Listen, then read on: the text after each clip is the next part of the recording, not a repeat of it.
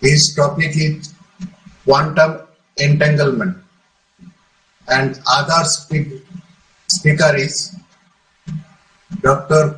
Kazi Rajibul Islam,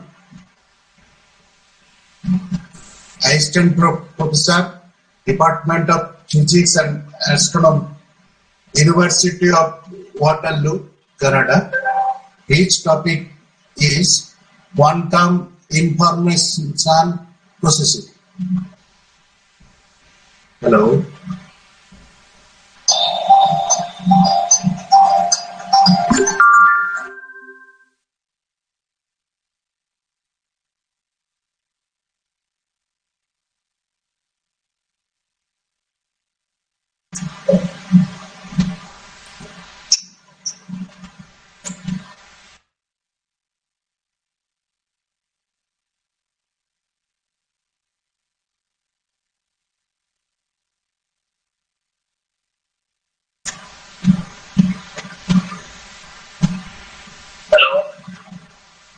And next,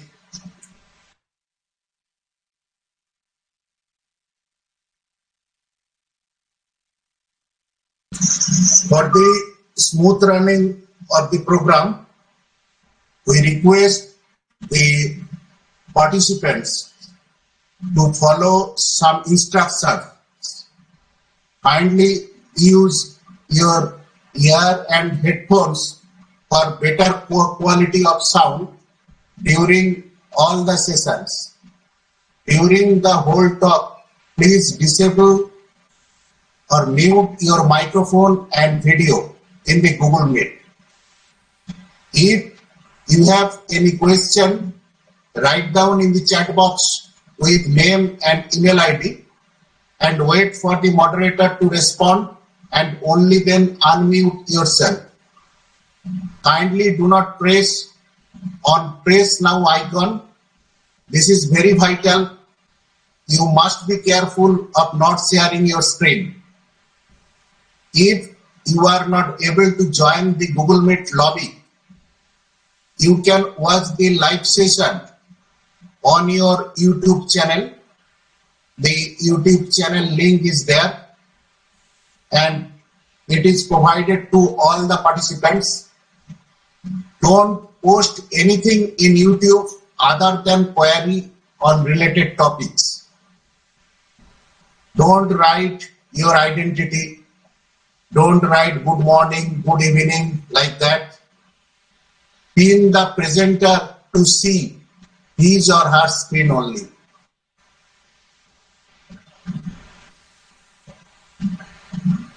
To avoid hindrance at the time of deliberation by the honorable speakers,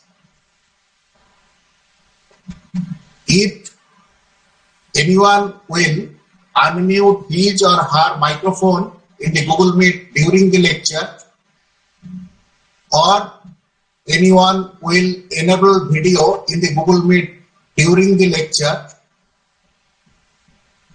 or anyone will press present now icon in the Google Meet during the lecture, the admin will be compelled to summarily remove him or her from the Google Meet.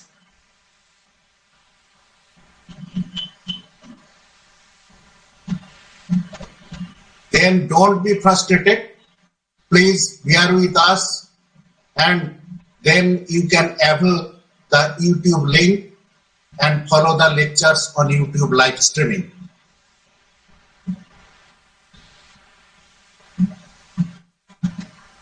So again, I mentioned that today is the last day of the international webinar lecture series on quantum world, past, present and future, and two honorable speakers are there. At first, Dr. Anand Kumar Jha from IIT Kanpur.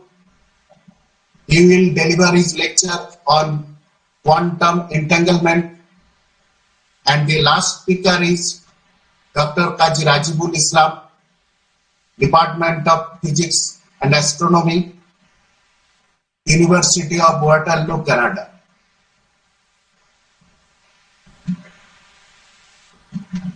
So we again request the audience, that is participants, to mute his or her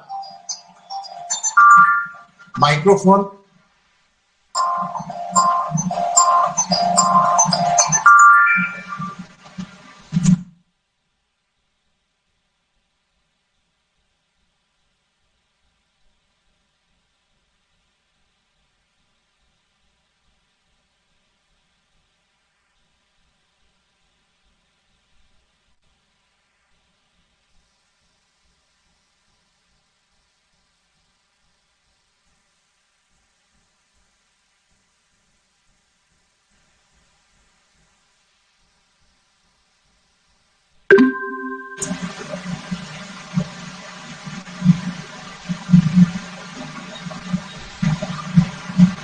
Hello. Hello, am I clearly audible? Clearly audible. So again, I like to repeat the disclaimer. Please go to the disclaimer, Gautam.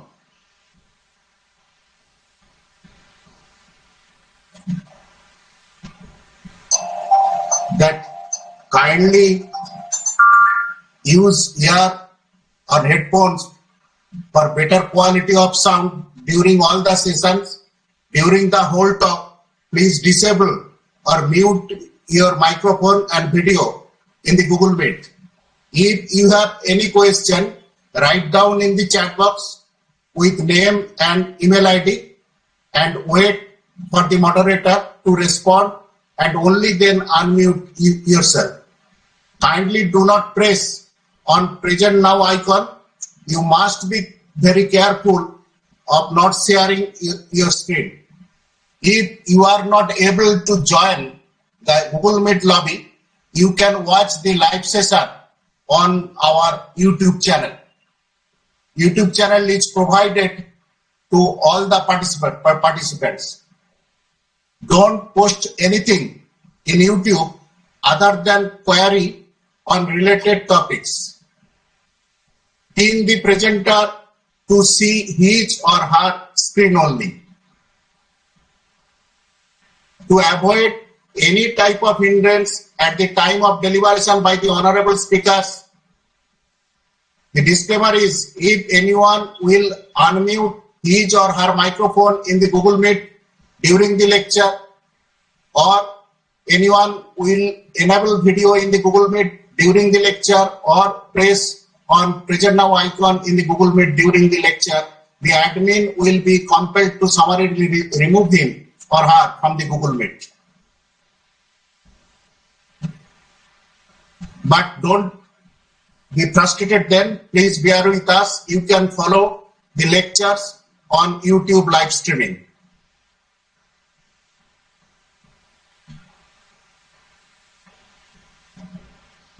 So Gautam, please stop sharing this screen.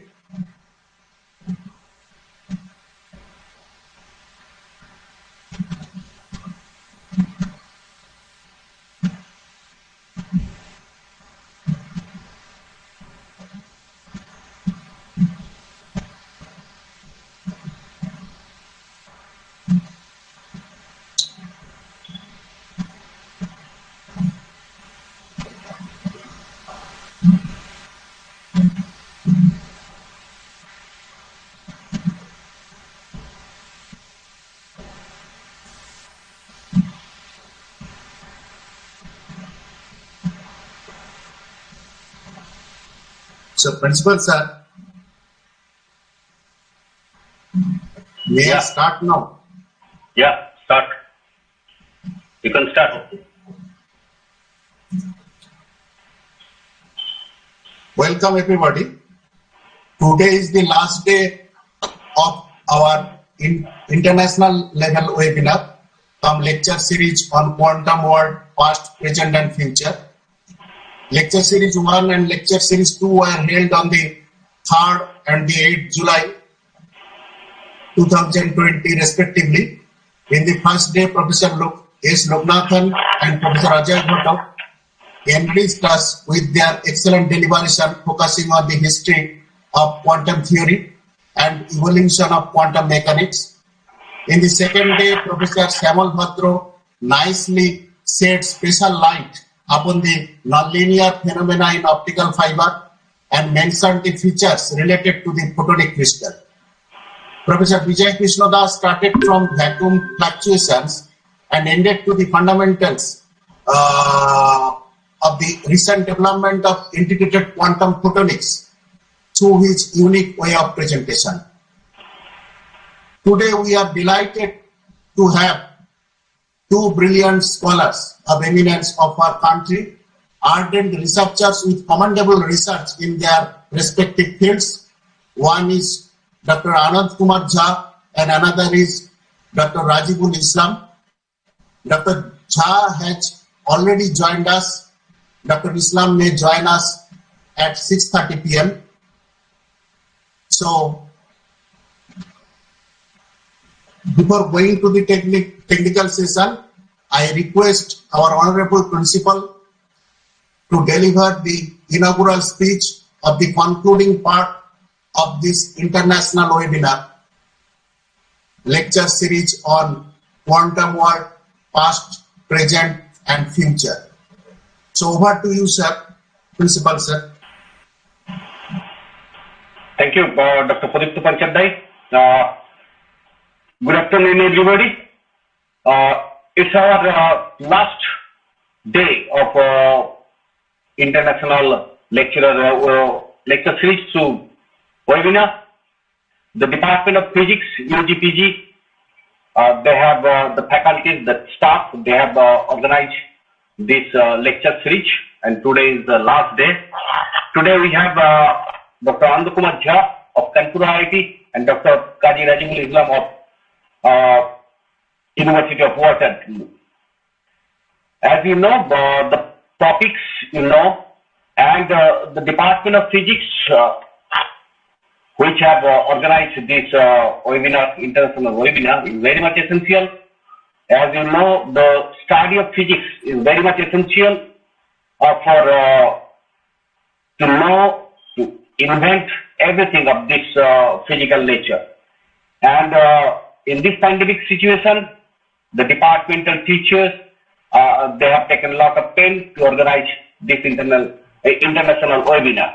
And on behalf of the college, I welcome all the resource persons today who are going to deliver their thoughtful discussion in front of the participants, in front of our students, researchers, academicians. I welcome Dr. Anand Kumar Jha, Namaskar sir, and Dr. Kazi Rajibul Islam, who is son of the soil of our district, and he will join with us at 6:30. And I think this deliberation through the digital platform will put something to the betterment of the mindset of our students, especially in this challenging situation. And the past discussions in lecture series 1 and lecture series 2 was very much meaningful, effective, and like that, I think lecture series 3 will be fruitful for the participant also. And on behalf of the college, on behalf of the this age-old institution, I welcome all the resource persons as well as the participants, the researchers, the academicians, and our faculty members in this digital platform. And at first, Dr. Pradipta Panchadai presented certain disclaimer for the betterment of this webinar. I think the participants will bear with us, and they will permit us to manage it properly. I will not linger my speeches. So with this few words, I again welcome all of you, and pray to Almighty for the successfulness of this webinar. And hopefully, I think in future, Dr. Anand Kumar Jha of Kanpur IIT, he will extend his cooperation for our students, for our faculties of the department, for our research center also. I think after completing this pandemic situation, we will be able to put something for the betterment of the physics. And at last, I would like to thank to all the members of the governing body, the presidents, the faculties, the teaching, the non-teaching staff, all the stakeholders associated with the college, and special thanks to the speaker, those who have presented their deliberation and those who are going to present their deliberation, everyone. And hopefully we are able to put something better for our future generation. Thank you. Thank you. Over to Pradipto.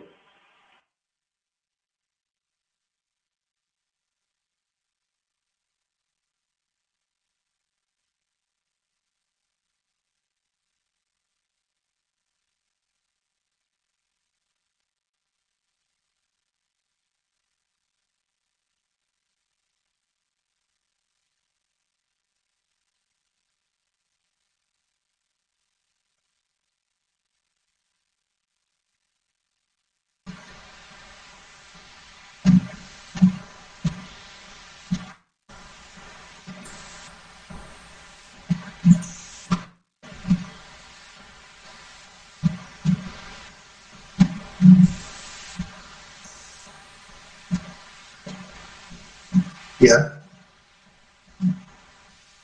I want to present a first speaker, Anand Kumar Jha, Associate Professor, IIT Kanpur. Anand joined IIT Kanpur as an assistant professor in March 2013. Before joining here, he was in the Intel Corporation USA as an integration engineer and served the University of Rochester, USA as a postdoctoral research associate.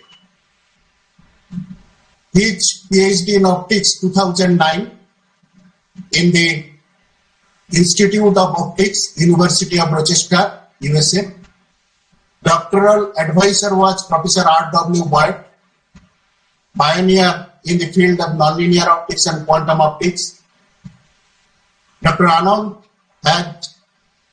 also worked with Professor Girish Saran Agarwal, another legendary Indian in the field of quantum optics.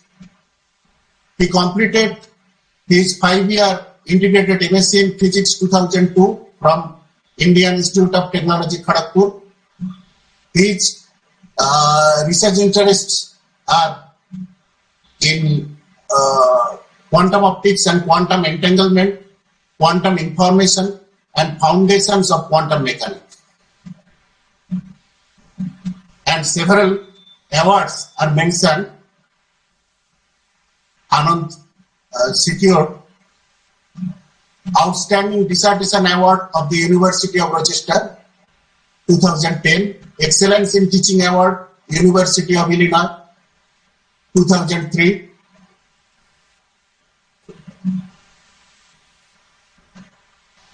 R.G. Chatterjee Memorial Gold Medal for all-round performance in physics, IIT Kharagpur, Institute Silver Medal for the best GPA in physics, IIT Kharagpur, A.L. Chopra Award for the best demonstrable project work, IIT Kharagpur 2002. So, with these few words, I like to present the first speaker, Dr. Anand Kumar Jha, before you. So, at the outset of the technical session, I like to mention 1 or 2 lines more. We know Dr. Jha is very fond of teaching, very passionate about teaching. hope he will certainly be successful in igniting young minds. One point to mention is that he is very much interested to interact with young minds after his lecture. He categorically mentioned me this issue at the time of first approach to him. So Dr. Jha, now the platform is open for you. Please take over the charge. Okay. Well, thank you so much, Professor Pradipta Panchadhyay, for that nice introduction, and also for inviting me to kind of give this talk. Also, thanks to Professor Amit Dey and all the other organizers of this talk. Now, should I share my screen? How should I do it? Yeah. I have to present now, right? Present now. Okay. Then select a new a window. Is it an entire screen or a new window? A window. A window, okay. Particular select that PPT window. I see, okay. And you can go to the full screen mode. So you can see it now? Yeah. Okay. All right. So thank you again for this invitation. And so today I'm going to talk about quantum entanglement. And the as part of this excellent webinar, Quantum World, Past, Present, and Future. I think this is the last day. So well, let's get started. So this is a very cartoonish representation of what quantum entanglement is. Of course, this cartoonish representation is not entirely correct, but this will actually convey the idea behind what understands by quantum entanglement. So if there are two particles and if they are entangled, then if one disturbs one particle, both of them get affected. This is the generic picture of quantum entanglement that we have, which is to quite some extent is correct, but of course this is not absolutely correct in the more rigorous mathematical sense. But this was a feature that was definitely not very much liked by Einstein and his co-workers. So they thought this feature in quantum mechanics is a problem within quantum mechanics. So back in 1935, they actually pointed out this problem that within quantum mechanics there is a possibility for what is called quantum entanglement, and if such a possibility exists, then that's a problem with the theory. That's a problem with the quantum theory.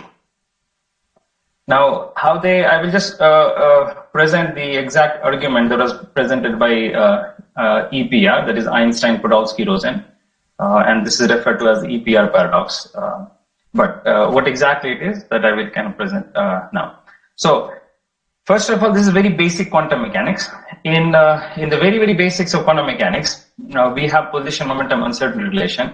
So if we have a state within quantum mechanics, let's say here, for example, I have taken this plane wave state, the position basis representation of which is given by e to the I kx.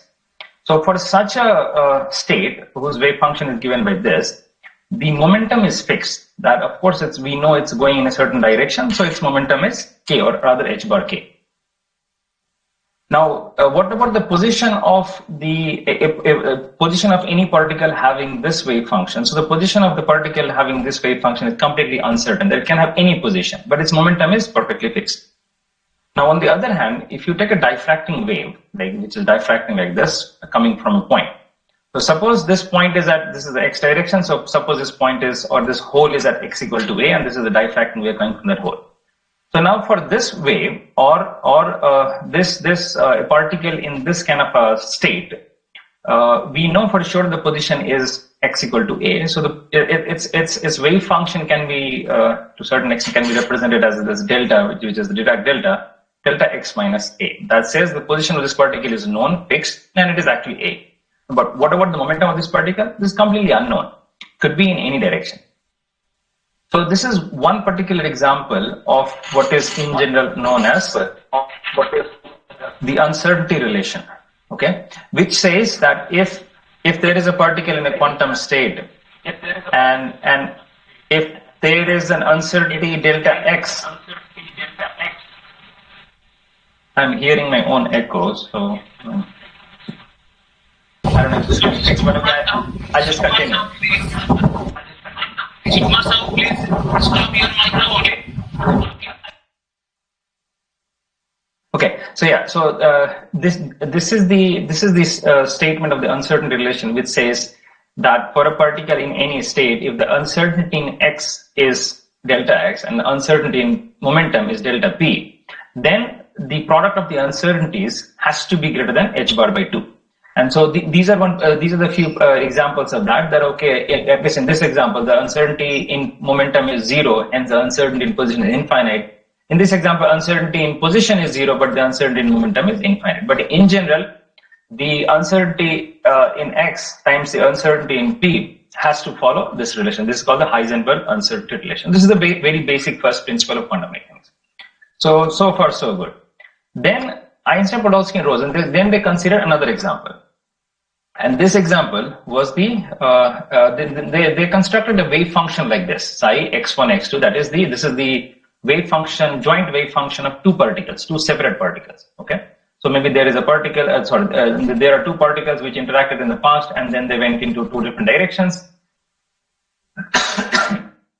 Maybe gone to two different galaxies.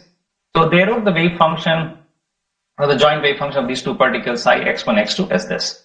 Now, if you look at the wave function, this particular bit is the wave function of the first particle. This one is the wave function of the second particle, and you can have a superposition over k, and that's what this integral represents.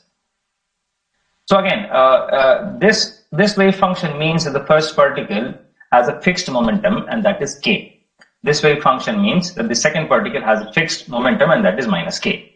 So this is a wave function that says that if the first particle has momentum k, the second particle is guaranteed to have momentum minus k. So I mean, I'm just using these notation that either the ik x as a wave function means this is the momentum eigen function that says the momentum is fixed for such a wave function.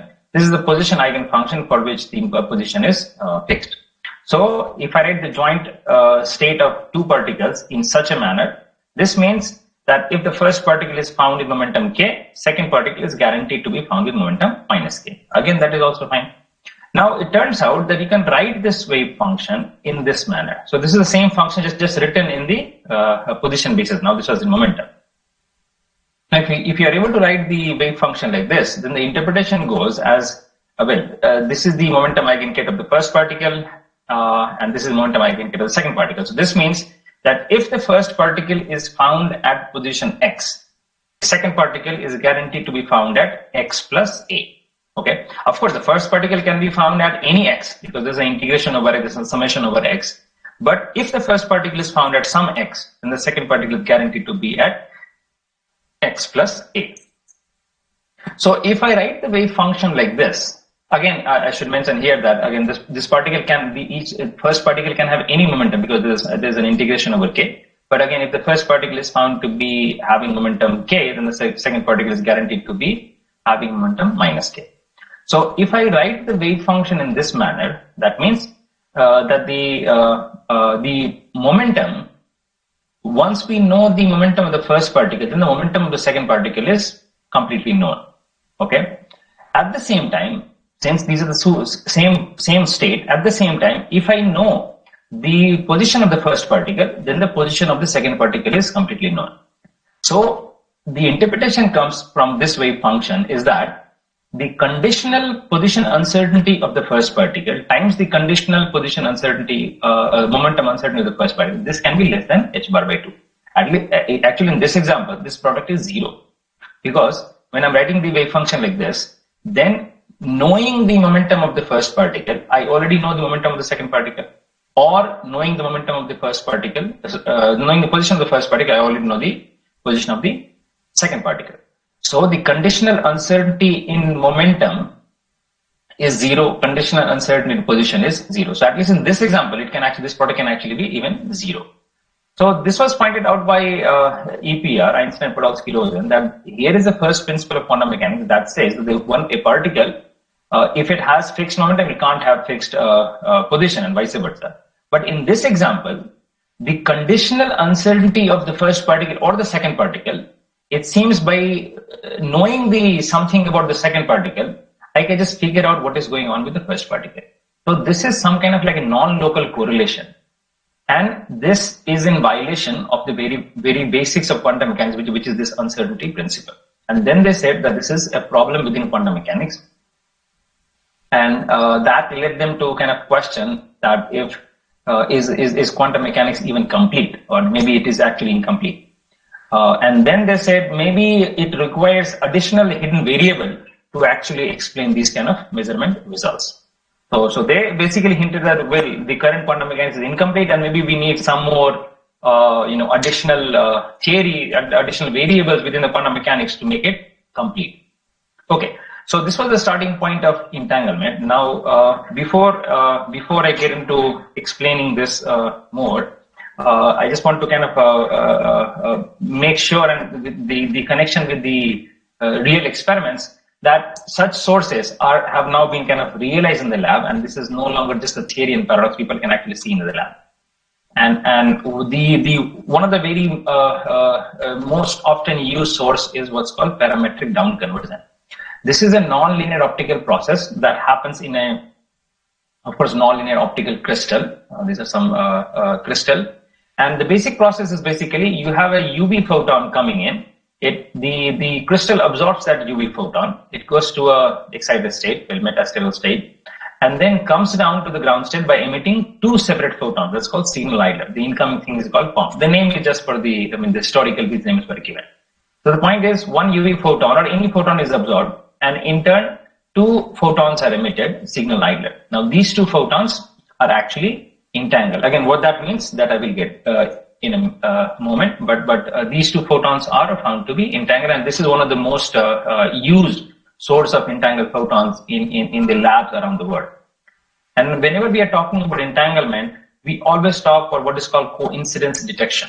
This means that for the verification, quantification, of these entangled sources, you have to make sure that you are detecting them in coincidence. And what that means is that both the photons are detected within a very small time window, let's say a few nanoseconds. So if you detect a photon here and within a few nanoseconds, if you detect the other photon here, then you call that a two-photon state arrival, or the detection of a two-photon state. So the detection, whatever I'm going to talk about, is always with respect to this coincidence detection or coincidence counting. Okay, again, for more details, there are some references here. Now, a very generic feature of an entangled state is that if you write the joint state of the two particle, then that should not be expressible as a product of the wave function of the first particle times the wave function of the second particle. So let's say this is the joint state of this two particle. This is my signal. So psi s is the signal state. Psi I is the state of the idler. And then the distantial product of these two should not be equal to the two-photon state. And this is the most generic feature of an entangled state. This is called inseparability. In fact, if you go back to this example, you see this is an entangled state. Why? Because I cannot write this as a product of the wave function of the first particle times the wave function of second. Because here is the wave function of first particle, then wave function of second particle, and then this is an integral over k. So there's so many terms. So I cannot write it as two separate terms.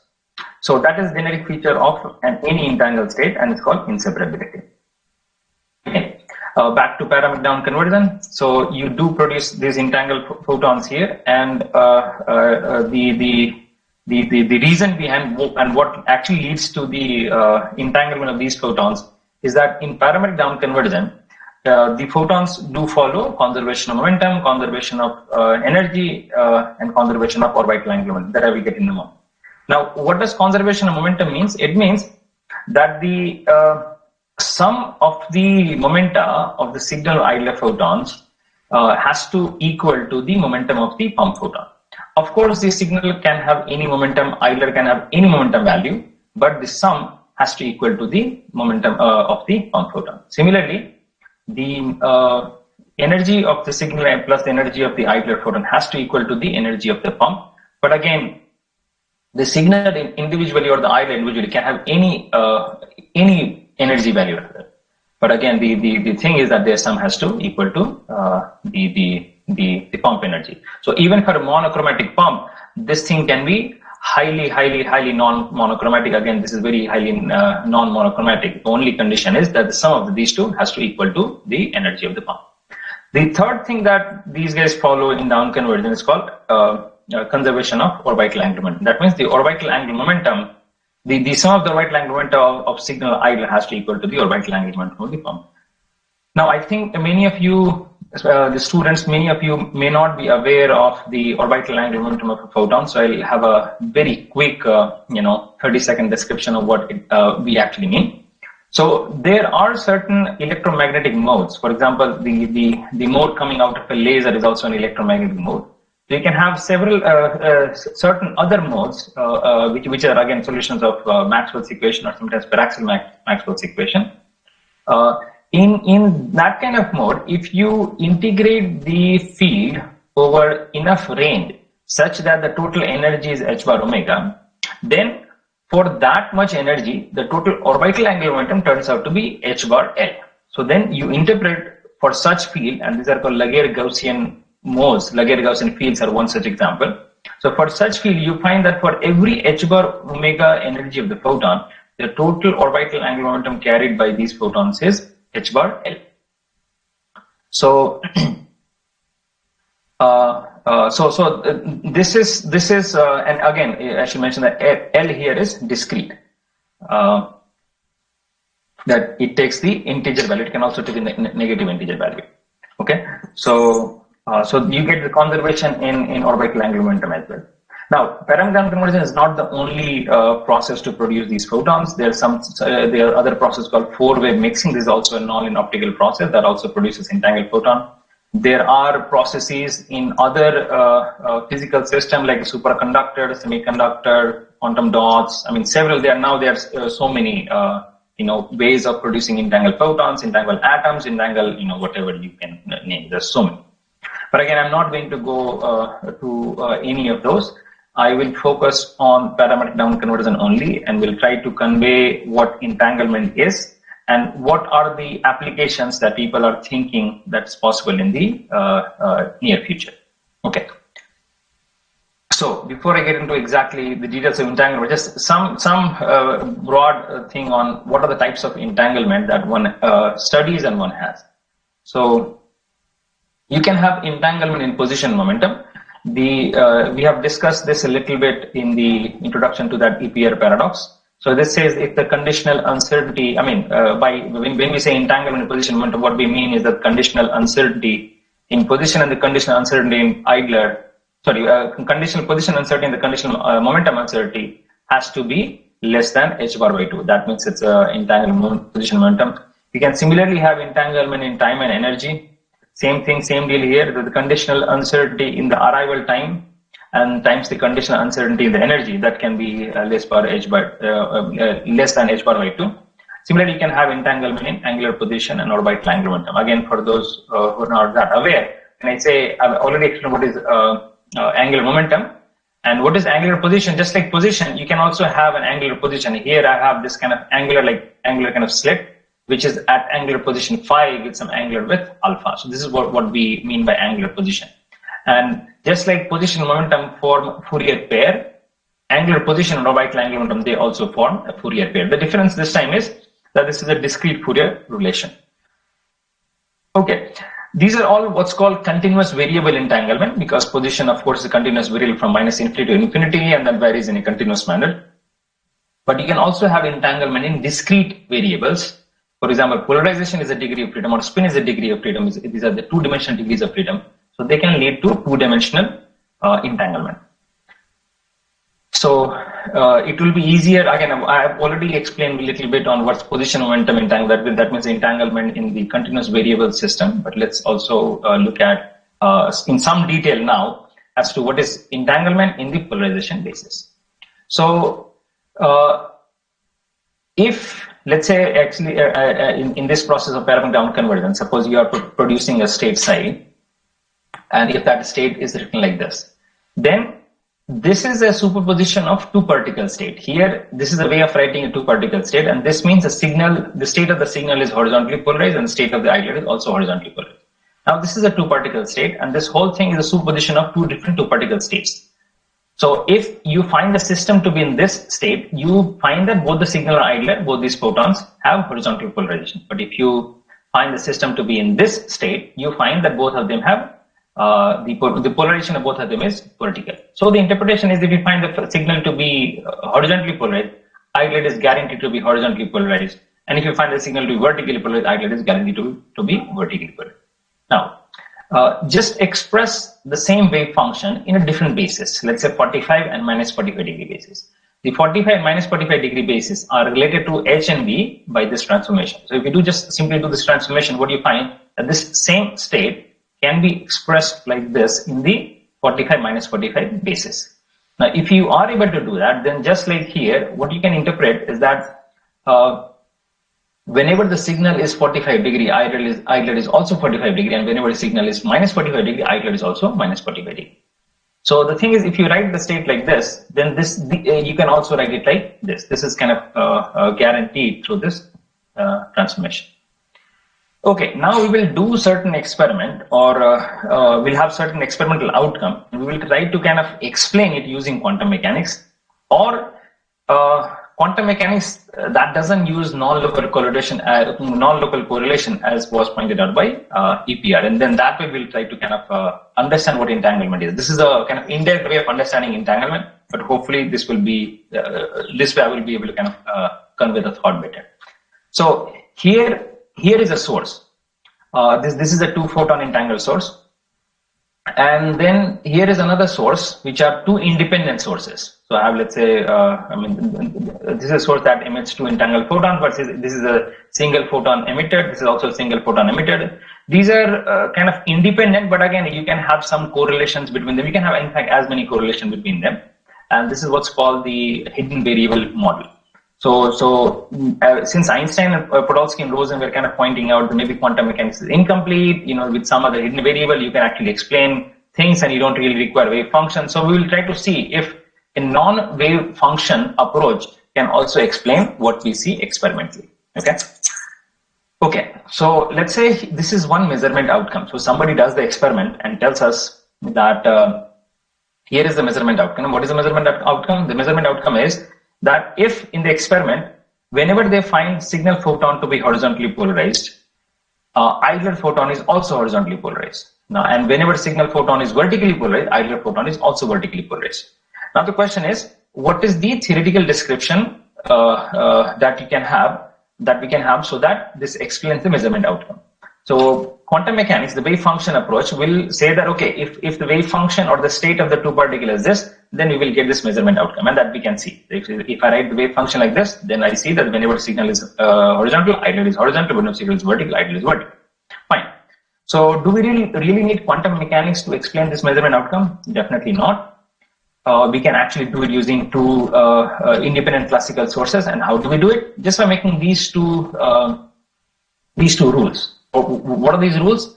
First is that, let's say I have these two classical sources, independent classical sources, and I just make sure that both of them emit the same polarization. That means I just make sure that whenever this gun fires horizontal, this gun also fires horizontal, and whenever this gun fires vertical, this gun also fires vertical.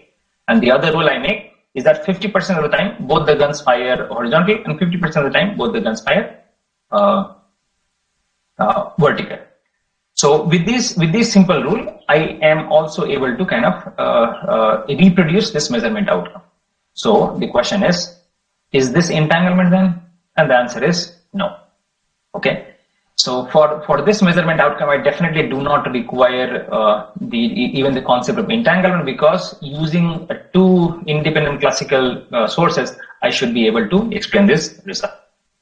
Now, next one, this is another experiment that somebody does, and this time one finds that whenever signal photon is detected to have 45 degree polarization, islet photon is also found to have 45 degree polarization, and whenever signal photon is found to have minus 45, islet is found to have minus 45 degree polarization. How do you do it quantum mechanically? Well, if I have this wave function, then this wave function will certainly explain this measurement outcome, because again we have kind of discussed it.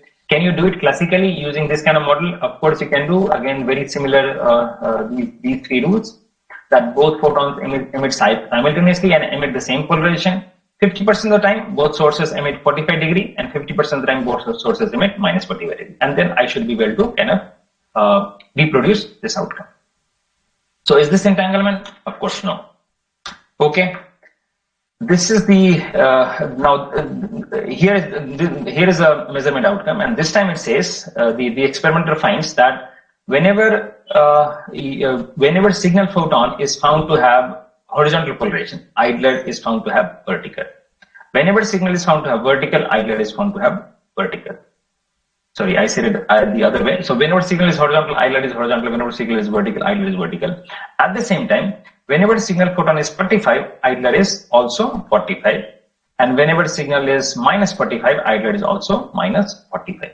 So they are kind of correlated in both horizontal, vertical, and 45 minus 45 degree basis. Okay. Now the question is, can you actually explain it using quantum mechanics? Of course we can.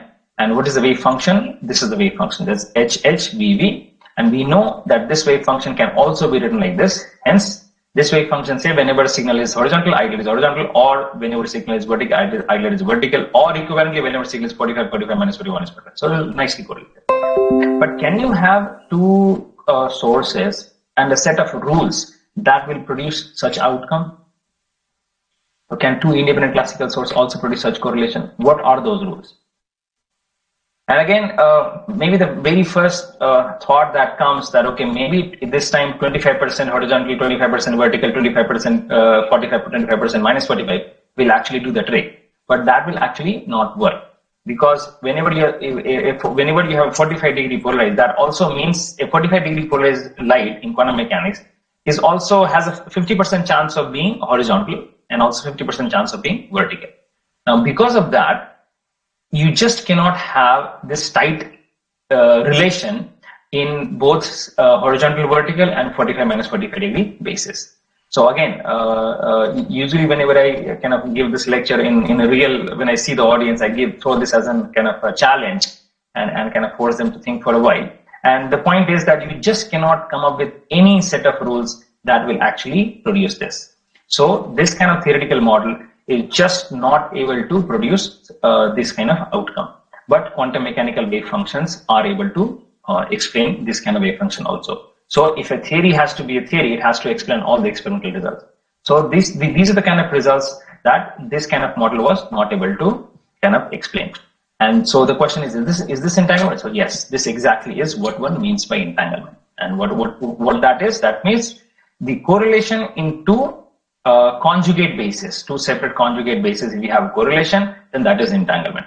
Having correlation in just one basis, for example, HV is a basis or 45 minus 45 is a basis. So having correlation in just SV or 45 minus 45 is not enough. One has to have correlation in both HV and 45 minus 45, and then only it is entanglement. Okay. So, in fact, what I just explained was a way of having an alternative description of quantum mechanics that's called hidden variable quantum mechanics. This approach was started by David Bohm around 1950s, and a lot of energy was kind of spent on this. And then again, from 1935 until 1964, there was really no answer if that is possible or not. But in 1964, John Bell, he proposed an inequality that's called Bell inequality, and then he said, if the experiments can violate this inequality, then that would mean that the quantum mechanics is there for sure and quantum mechanics is for real, and that there can be no hidden variable interpretation of quantum mechanics. Okay. Then around 1980s, there was an experiment by Aspe et al. They actually showed that this is possible, and then there were several experiments showing the violation of Bell's inequality. Okay. So just a quick thing on the violation. I won't. This is a very mathematical thing, but I won't go into the detail. But just a very quick description of what actually it is. So a Bell inequality is just for Bell inequality you just construct a quantity called S, and this quantity S is just expressed in terms of some joint correlation of what you detect at these two detectors. And you have these polarizers right before the detector. So you just change the settings of these polarizers, and just find the joint probability of detection. You construct some 16 such numbers, put them together with some settings of polarizer. Again, I'm not going into the detail, but the main point is, by putting these polarizers setting in a certain manner, you can show that the maximum value of S can actually be 2 root 2 for quantum mechanics. But for any hidden variable theory, no matter how you construct it, this was Bell's genius that he actually showed you, that for any hidden variable theory, the value of S can never be more than 2. But quantum mechanical wave functions can have the maximum value 2 root 2. So after constructing such set of joint detections, if you find that this value S is greater than 2, then you can say that yes, you have violated Bell's inequality. So the first demonstration was in 1981 by Asprey et al. They actually showed it in the atomic cascade, and then it was using parametric down conversion. Then there was several demonstrations. People are actually still doing more and more refined versions of Bell violation. Okay. So now it is kind of very well established that yes, entanglement is for real, and actually it is there, and there are such correlations that exist, and that there can be no hidden variable interpretation of quantum mechanics. Okay. Now back to kind of types of entanglement. I have just explained a little bit in detail in the polarization degree of freedom, which is actually the at a two-dimensional basis, but even the continuous variable basis, we can actually make them two-dimensional and look at the two-dimensional entanglement. And this is how actually one does it. So even you, for example, this is parametric down conversion. You have these photons coming out. So if you select this photon coming in this direction and this direction and in this direction and that direction, then the state that you can have is P1, P2 for S, P2, P1 for, P1 for signal, P2 for idler, and P2 for signal, and P1 for idler. So although momentum is an infinite dimensional basis, but by putting a narrow slit, you can choose, a pair of, 2 pairs of directions, and that way you can actually also make a quantum state. So this is like making a two-dimensional state using the state space of continuous variable, and people have shown that yes, such entanglement actually exists. People have also demonstrated this thing for time energy by selecting, let's say, a pair of frequencies for signal idler and showing that this state does exist. So again, this is a two-dimensional entanglement. People have done it for angular position or vital angular momentum, and actually have demonstrated it as well. Okay, so that was using continuous variable for demonstrating, two-dimensional entanglement. But can you have continuous variable entanglement demonstration as well? And the answer is yes. And again, this is the first thing that we start with, which is the position momentum entanglement in the continuous variable. And now people have actually shown, for example, this experiment 2004. This was the first one to actually show. In this experiment, what people did, so you fix if you can see, there's a tiny slit here. And if you detect with this tiny slit, if you detect the photon, that says that the position of the signal photon is actually fixed. And then you scan this other slit for the idler and see over what range you are detecting the idler.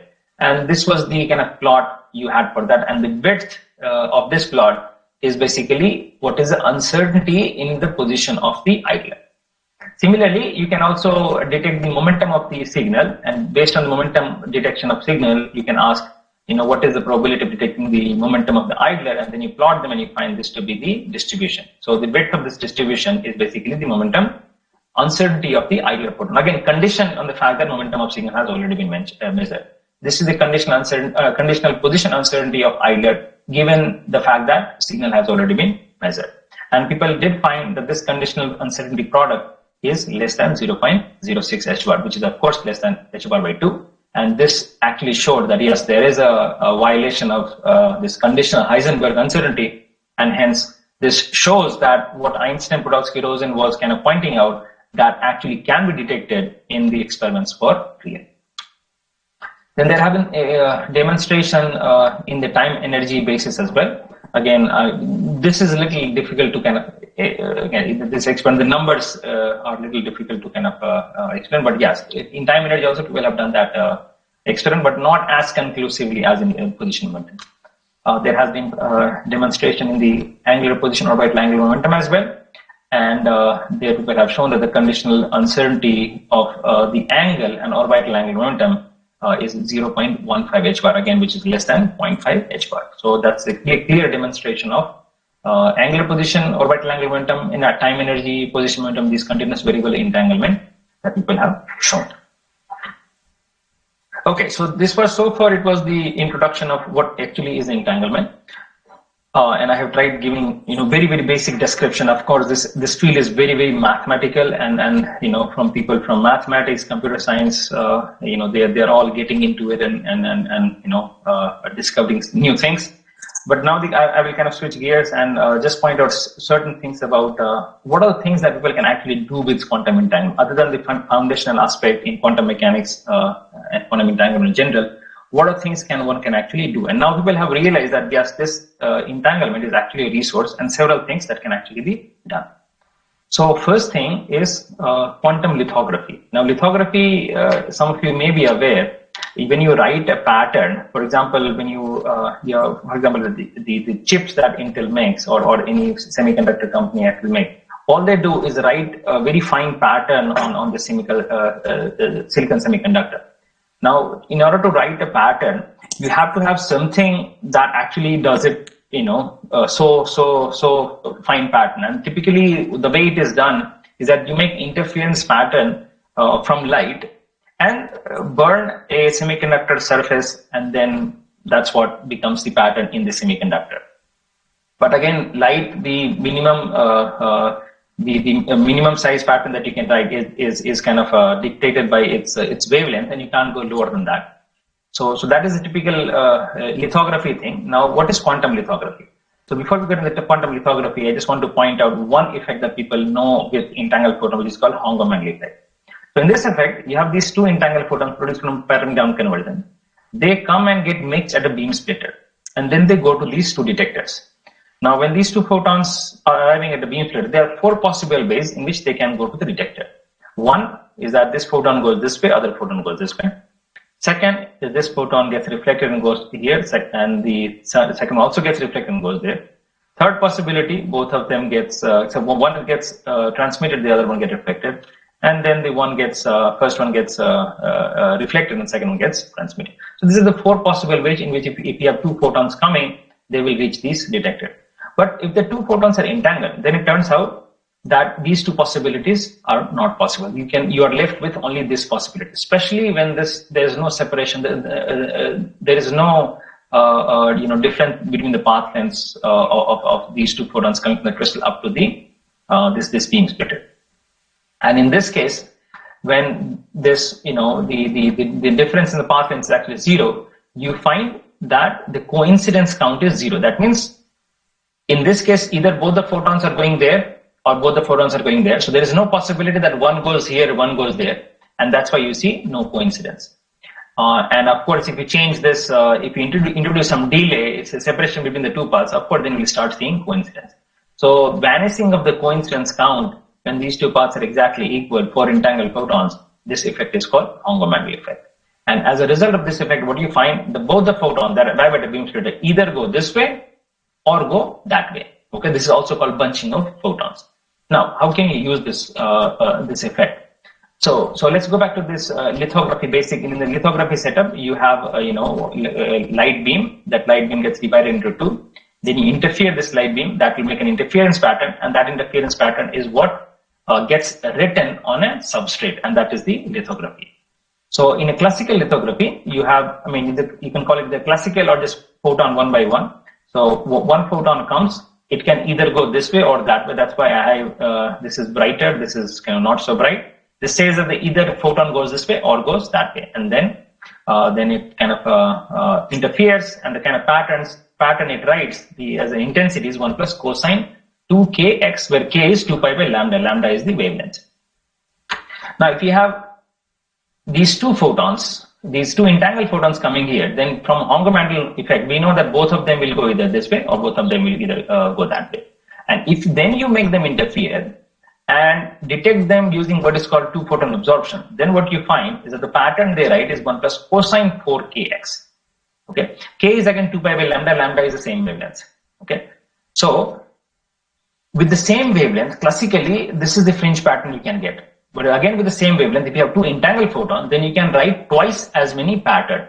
And this is the called quantum lithography. Of course, if you have n entangled photons, again, I'm not showing the picture, but the same way, if you have n entangled photons, then the pattern that you can write is 1 plus cosine twice nkx. That means you can write the patterns that are n times finite. So this is the n-fold lithographic resolution enhancement, and this is quantum lithography. This is the idea of quantum lithography. Okay, then there's the idea of quantum computation. Again, this is a very broad field, so I won't actually go into it. The whole idea here is that you make what is called a 2-qubit state. In classical computation, you make a you make a bit which is the either 0 or 1. In qubit, then you have to have superposition, and in quantum computation involving entanglement, what you require is what's called 2-qubit state. And this is an example of a 2-qubit state in the polarization basis. And people have actually made this kind of 2-qubit state in the time bin, in position, in angle. Several bases people have been able to actually make the 2-qubit state. And you can also make so in the 2-qubit state, essentially, as I want to point out, that we have these two particles, and both the particle can exist in two separate possibilities, and these are the different bases that you have. And these 2-qubit states are basically the basic ingredient of any quantum computation protocol that one would write or one would actually use. So again, I'm not going into the details of it, but the fact that yes, one can actually make these quantum states that can actually be used for quantum computation. Okay. The other thing that I want to point out is what's called quantum cryptography. So cryptography is an idea or is an application in which a person, Alex, sends something to Bob, like a string of numbers, without anybody knowing about it. So here is an example, the protocol for quantum cryptography. You have these in two entangled photons, and Alice detects one photon, Bob detects another photon.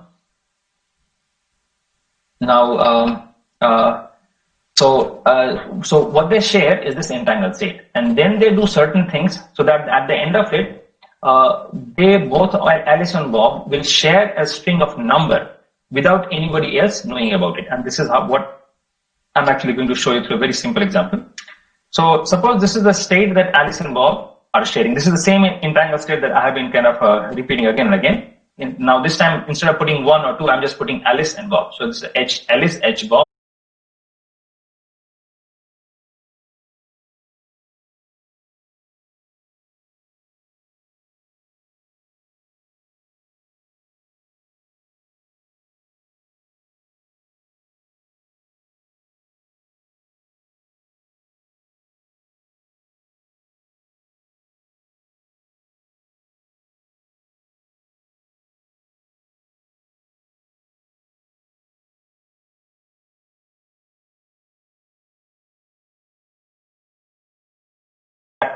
Outcome, these are the numbers that they actually got.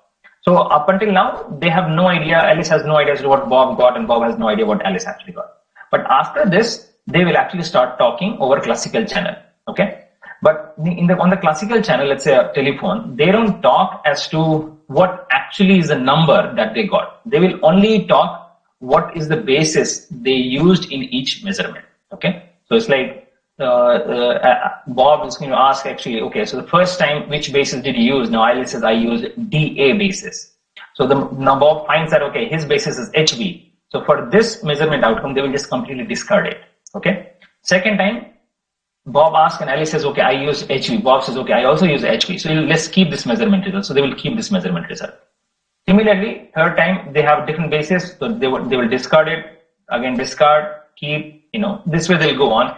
And at least in this example, you find that there are 4 times, and this is chosen completely randomly. These are the 4 events when they happen to use the same basis. And only for those instances, they will keep the measurement result. And you find, just because of the laws of quantum mechanics, these results are completely correlated. They've been 0, 0, 0, 0, 1, 1, 1, 1. Okay? So this string of 0, 0, 1, 1 then becomes the key, that secret key that they now share. They have never talked as to, second time did you get 0 or 1, or the 5th time did you get 0 or 1, no. But they now know for sure after this, after matching their bases, they know for sure that the numbers they are left with is the is the same string of number, and that's called the shifted bit. So this is the very basic idea of quantum cryptography. There are several other details that I have missed out. Maybe somebody else, comes here and start looking at it. That's called eavesdropper. But then, those things can actually be handled, and there are ways of handling it.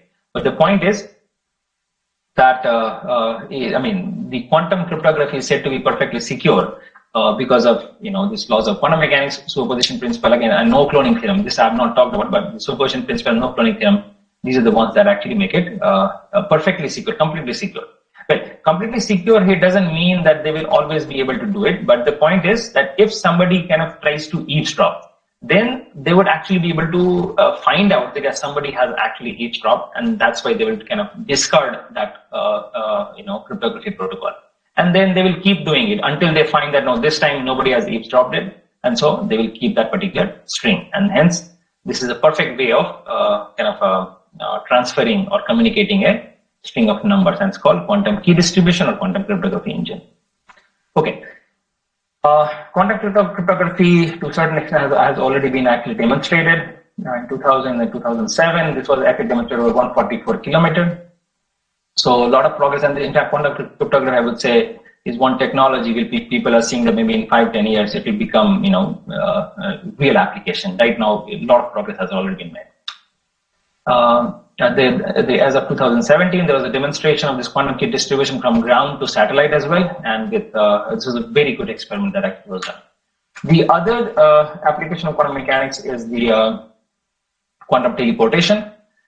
In this quantum teleportation, what one does is that, let's say there's an Alice, there's a Bob.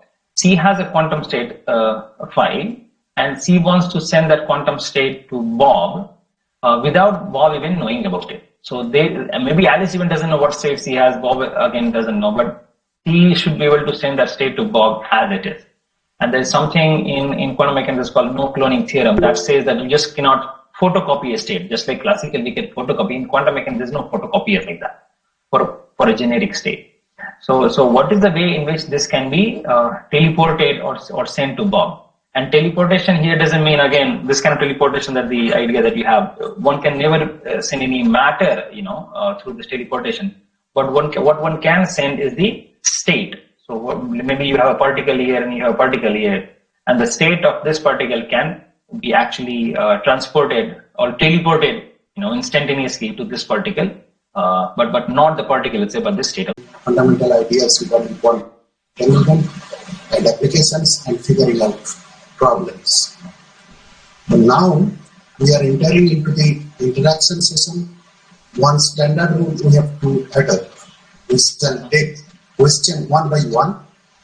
I shall call the concerned participant to unmute his or her microphone. If Dr. Jha wants to provide any clue or ask a question for wide auditorium during interaction, the interested participants requested to write only the word willing. Then I shall call him or her for unmute. So I request Dr. Jha to enable your video. Then okay.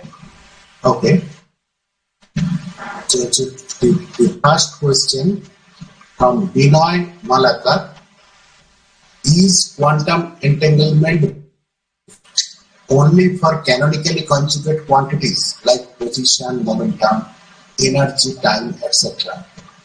Question number 2: what is the justification of representing a particle in quantum mechanics by a wave packet? Is this representation valid for a particle at rest?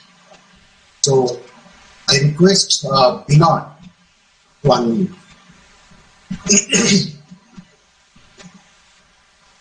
Binoy.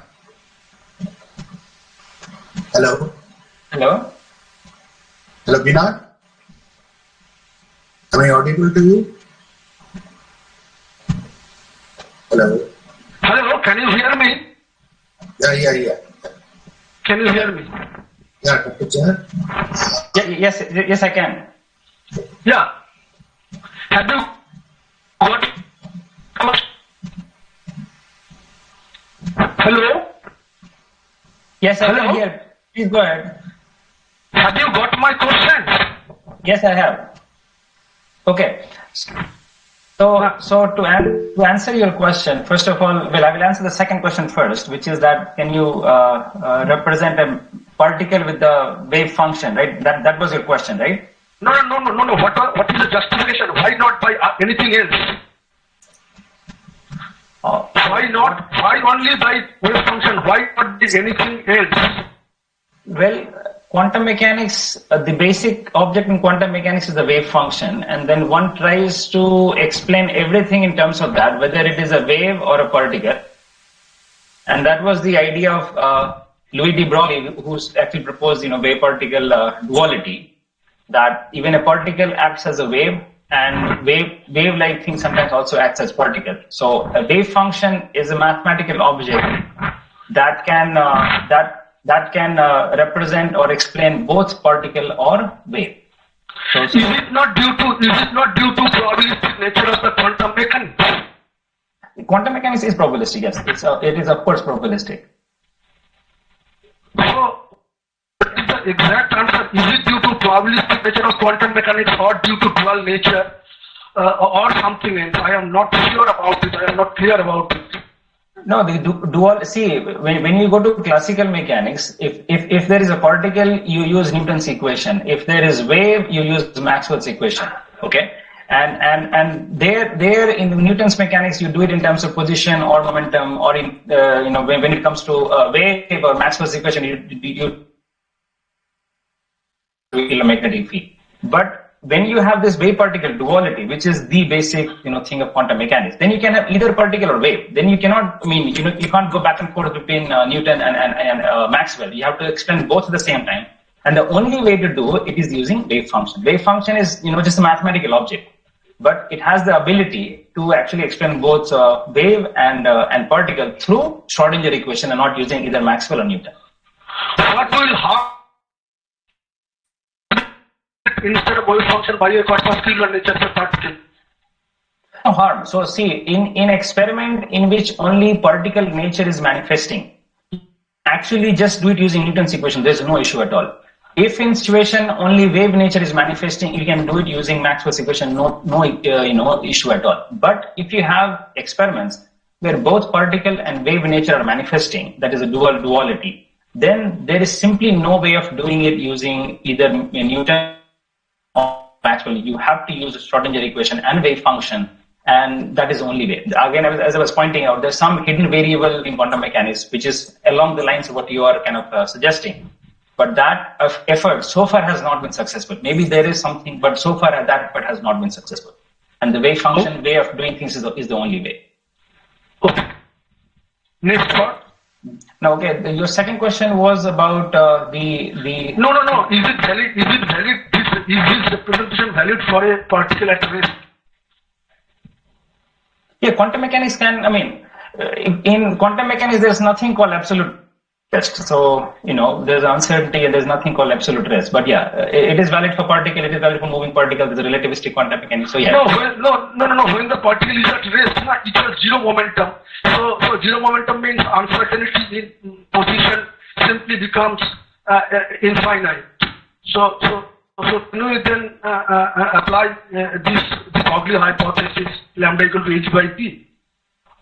Yeah, as I'm saying, those are.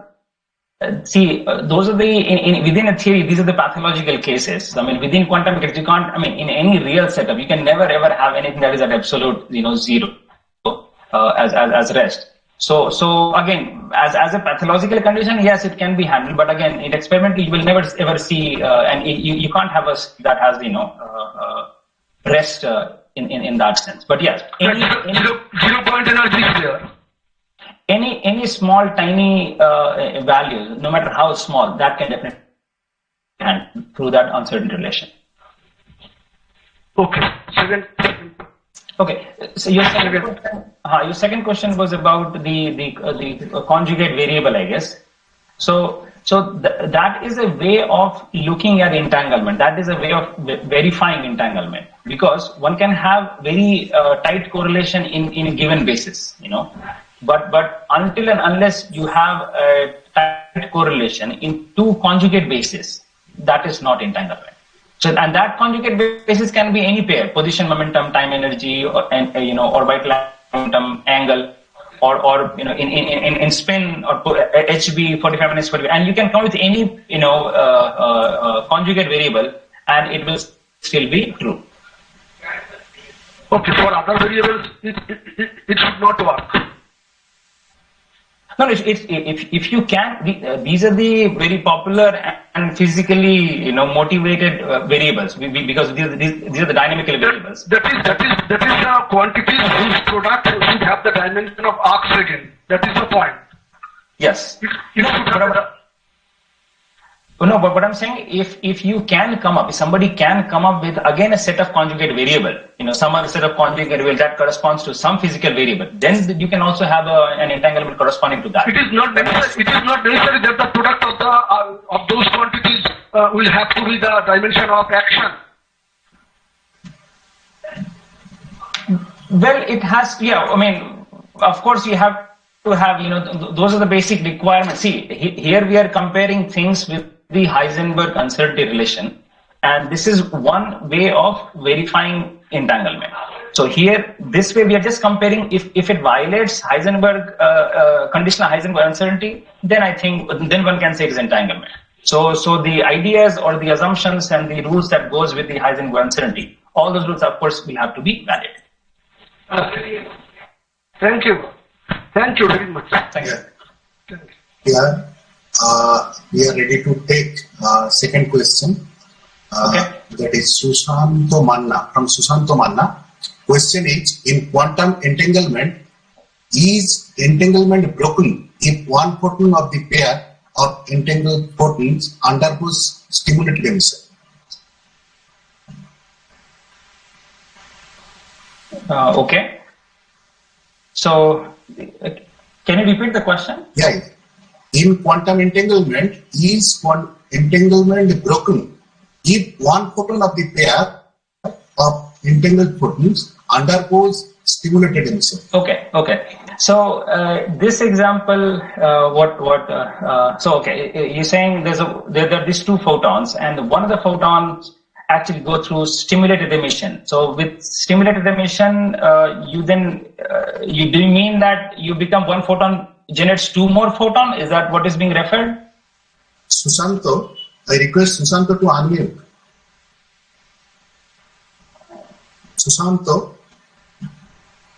Okay, maybe then I'll answer from my side also. Okay, so when one refers to when one is talking about entanglement, what I was talking about in my entire presentation is what's called two particle entanglement. So there's one particle, there's another particle. Okay, so all I was talking about is two particle entanglement. Now, if one of the particle goes through some other process and breaks up into another two more particle, then it actually becomes then the now outcome after this process that now you have three particles, maybe at different wavelengths. So now one is talking about three particle entanglement. So then one has to find how this two particle entanglement gets converted into three particle entanglement. But yes, even after that kind of another nonlinear process, which one breaks up into another two, they can still be entangled. But again, the details of how much that one has to calculate, given exactly the exact details of the process. But yes, it is possible. But I'm not sure if I understood the question properly. Yeah, Isika, please unmute yourself. Isika Das. Yes, sir. Yeah.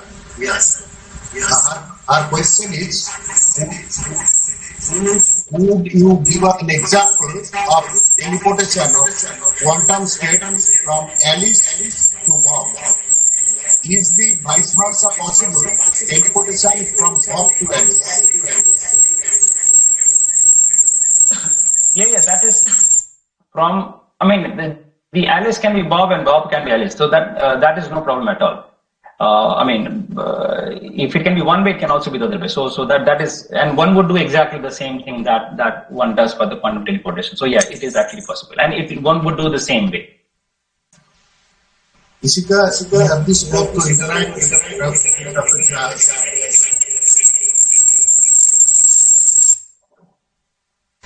Sir, I was asking for an example. Sorry, example of what? I'm sorry for the noise. I don't know where the echo is coming from. Yeah, I see a lot of echo. Yeah, but please go ahead. Example of the state, teleportation of state. How exactly is it teleported? I couldn't understand the part. Oh, no. It's not that you didn't understand. I just didn't explain actually how it is done. So I just didn't explain it at all. But what I was just trying to point out that in quantum mechanics, if somebody, either Alice or Bob, you have a particle with some certain state of that particle, which you may or may not know. But if all you want is to transfer that state to, let's say, either Bob or Alice, and of course, if it's if the particle you have is electron, then of course Bob has to have the same particle, and so on. So the question is, can this state even be teleported? And when again I'm saying teleportation, I don't mean that one cannot take this particle from Alice to Bob. If you do that, of course, then Bob will have the particle in the same state. But here one is talking about not transferring the particle itself, just transferring the state. Well, and one example I like to give in this, for explaining this, is like it's like a person cannot be. We are not transporting a person or teleporting a person, but like we are teleporting the smile of that person. So that becomes the state of that particle. So yeah. So here we are talking about teleporting the state, and that can be done. And why it is a big deal is because there is no photocopy. There is a photocopy for quantum state. In classical, we of course have photocopier, but there's no photocopy. You can't clone an arbitrary quantum state, and that's why it becomes a big problem. But the quantum teleportation comes as a nice application where people can teleport a state from one place to the other. Thank you, I have not explained the detail, but I think I had the reference, and that reference will explain everything in detail. Any other question you can actually write to me, and maybe I'll try to answer. Yeah. Thank you, sir. Then Sagar Bal, please unmute yourself. He asked, yes, sir. Sir, in Alice and Bob example, when the Alice's basis and Bob's basis are different, then what will be the result that not shown in that chart shown by you in the slide? If the Alice and Bob are not choosing the same way, they are of course choosing it randomly. So we only take those instances where they happen to choose the same basis. So it's like if you're doing real quantum cryptography, maybe you do it 10,000 times, or maybe 20,000 times. Out of that, maybe 2,000 times they happen to choose the same basis. So we just take those results. Remaining 8,000 times in which they happen to not choose the same basis, you simply discard, because there is a 50% chance that will not be kind of correlated. So you simply discard the result. You do nothing with that. You will only keep those. They happen to choose the same basis, and you know for sure that when they choose the same basis, the measurement outcomes will be perfectly correlated. So at the different basis,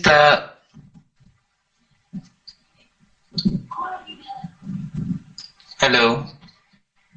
Yeah, please go ahead. At the different basis, we doesn't get any result or not entangled. Yeah, when the basis, when the bases are not correlated, then you get correlated result, and so it's like if you have a horizontally polarized light coming in, and if you make that, if you measure it in a horizontal vertical basis, then you're guaranteed that you will get the horizontally polarized photon. Okay, but same horizontally polarized photon, if you measure that in 45 minus 45 basis, then there's a 50% chance that you will get 45. You will see the horizontally polarized light at 45 or as minus 45.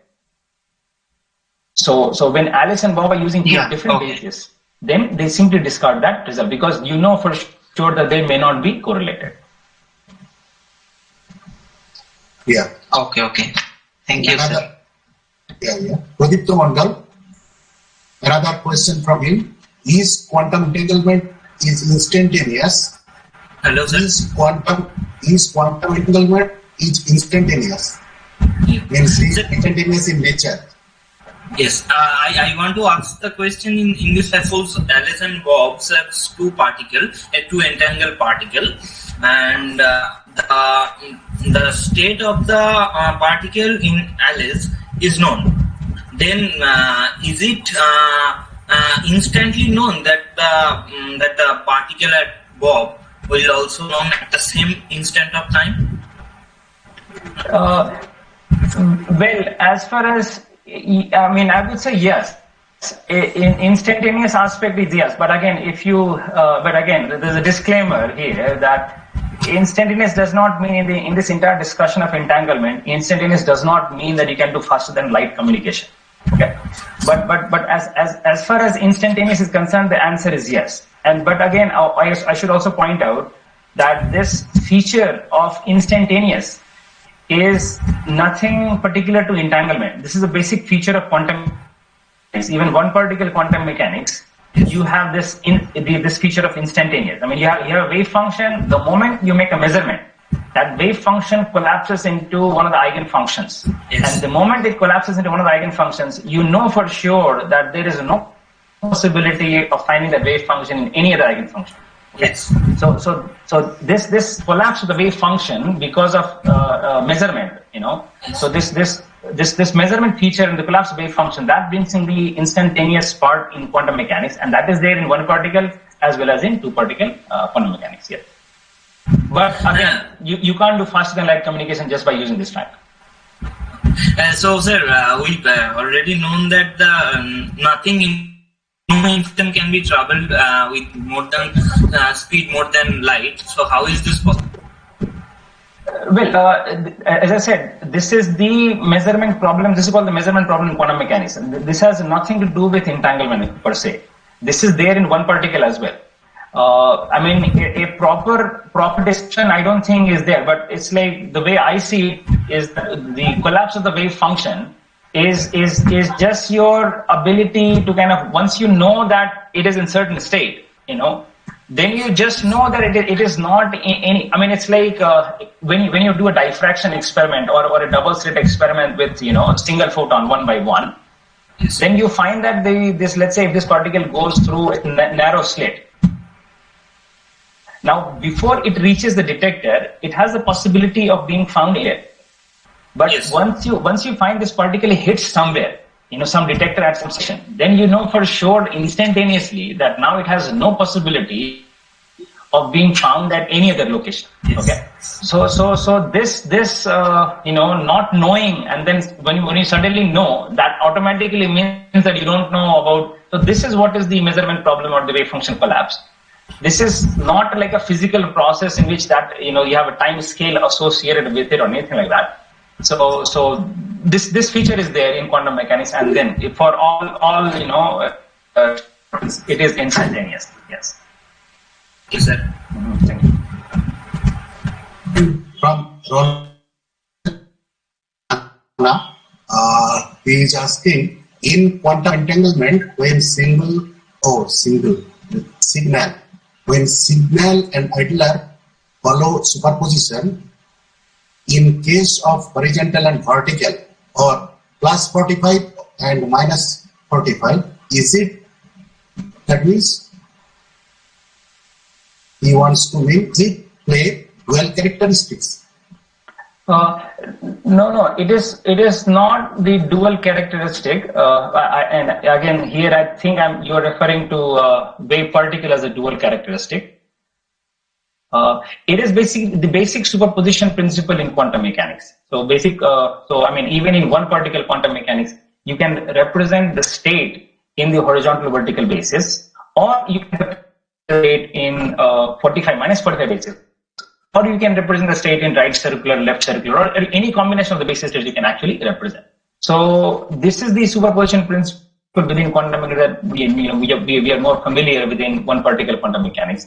But when it comes to two particle superposition and representing that two particle superposition in two different bases, then that's the feature, the strange feature of entanglement that actually shows up, which we cannot explain using any hidden variable. And the examples that I'm trying to give with using two independent classical sources and any set of rules within them, you just cannot explain the particle superposition.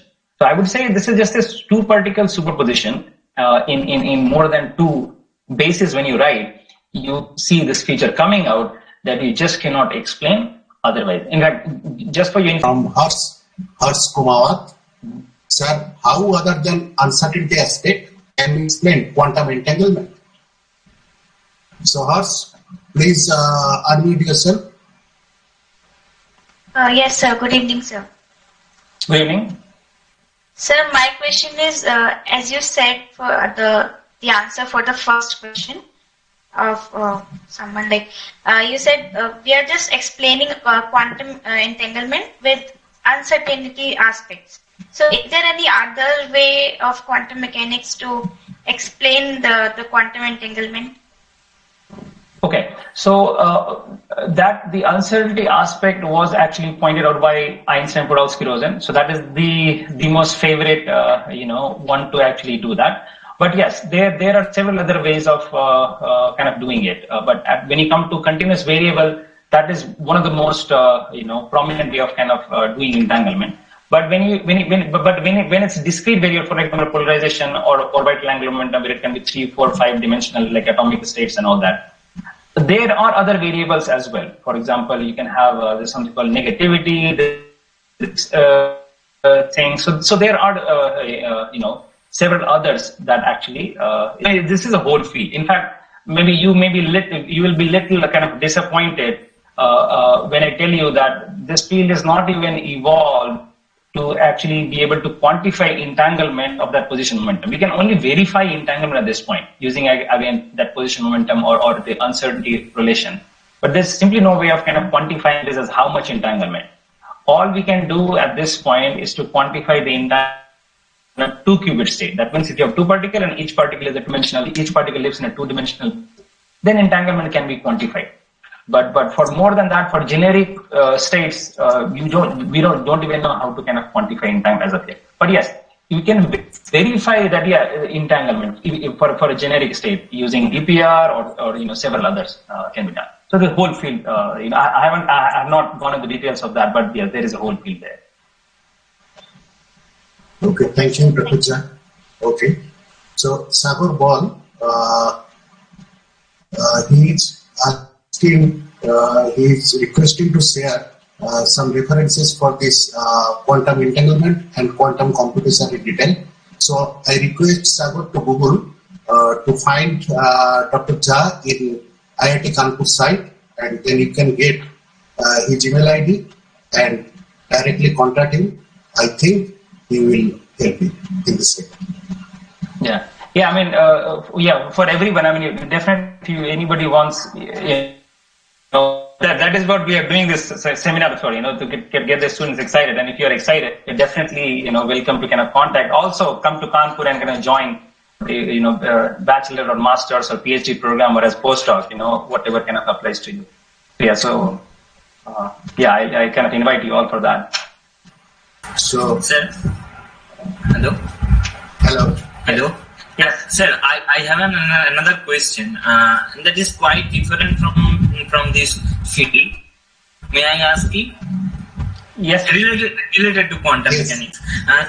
We have learned in third year that if we can enclose a particle inside a infinite potential in one dimension. So my question is, if I trap the particle inside a 3-dimensional potential box, infinite potential box, and we decrease the length, and if we make smaller and smaller the length, and if we count the dimension of the particle, then we can we confine the particle totally as well as its momentum. So I want to say that there is no way to escape the particle from the potential, because there is an infinite potential surrounded by its particle. So I think uncertainty relation is, in my opinion, is violating somewhere. But I know that I am wrong. But what is my fault? What is the wrong thinking in my mind? I want to know that. Well, as far as uncertainty principle, the conditional uncertainty is violated at least in the entanglement, in the context of entanglement. But yeah, I mean, if you can do that, then there is always a question whether you can actually do that. So there is, a limit beyond which you can't do things experimentally. So, if you come with the sense of exactly how you do, then you can actually see the fallacy of as to where it actually breaks. Yes. But I think that is the only answer I can have, unless you provide the detail of exactly how you are planning to do it. No, I am thinking it in my mind. I know that it is not possible practically because the atomic diameter is very small, and practically I think that I don't know. I can achieve this small dimension if we decrease the potential of the order of the diameter of the particle. Is it possible to decrease the length of the potential in that order? I don't know, sir. Is it possible or not? But it is my thinking. Where is my wrong thinking? What is the wrong that I am thinking? No, that's what I was trying to say. I don't think I'm able to answer this question properly for you. But all I would definitely say for sure that yes, within one particle you can't violate Heisenberg uncertainty. Yes. So that is not possible. And that is for sure. Now, yes. If once you start putting things together as to what potential, how you do it, then actually you can find the exact details of the fallacy as to where it breaks. But again, without detail, I don't think I can answer this question to your satisfaction. But yeah, one thing I can say for sure that no matter what you do, the uncertainty principle cannot violate it. Yes. That's why I am interested to know what is my wrong thinking. Okay, sir. We are running out of time, so we can take more questions. Or another speaker, the last speaker is waiting. I request Dr. Jha to conclude this interaction session.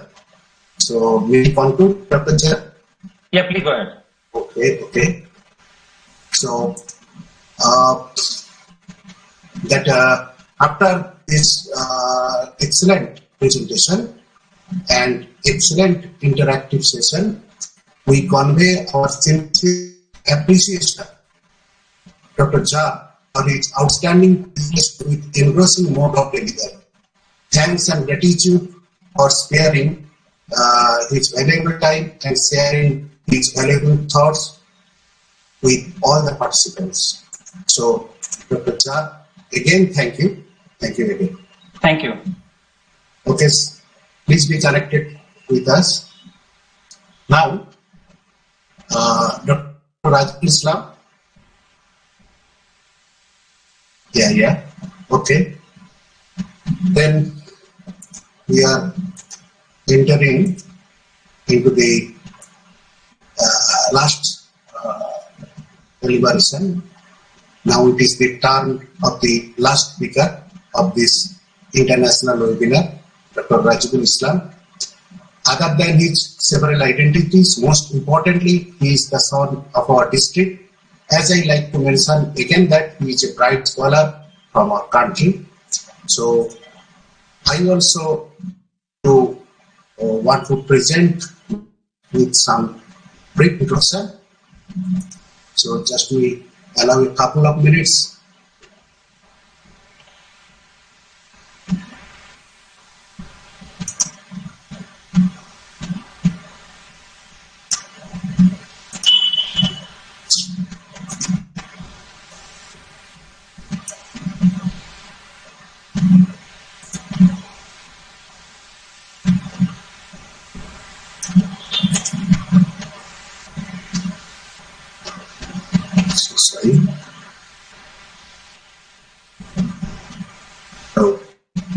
Rajibul, Assistant Professor, Department of Physics and Astronomy, University of Waterloo, Canada.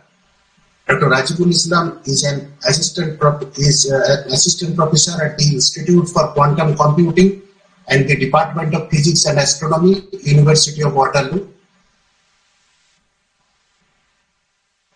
Canada. and is the principal investigator of the laboratory for quantum information with trapped ions. He is also involved in building Quantum Ion, a multi-user open access trapped ion quantum computer at Waterloo. Rajibul's primary research focus is in experimental physics, in particular the implementation of quantum information processing with laser-cooled trapped ions. He completed his bachelor's and master's physics degree from Jadavpur University and TIFR Mumbai. He obtained the PhD degree from the University of Maryland, USA, under the supervision of Professor Christopher Munro.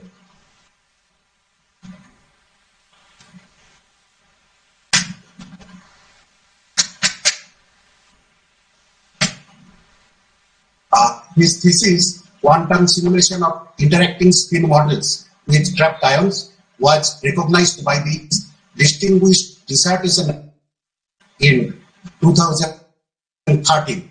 He worked as a postdoctoral fellow at Harvard University and MIT, USA before starting his own research group at Waterloo in 2017. He also received an early career researcher award from the government of Ontario, Canada. Rajibul is best about science outreach, especially in his mother language Bengali, and is a co-founder of beacon.org.in, one of the largest activities in Bengali. In this regard, he has also an active connection with CONTAI Science Academy.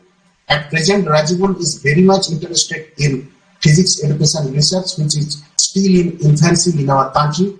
His focus is now in school education. Hope it will encompass college education in future. With these few words, I present Islam before you. Then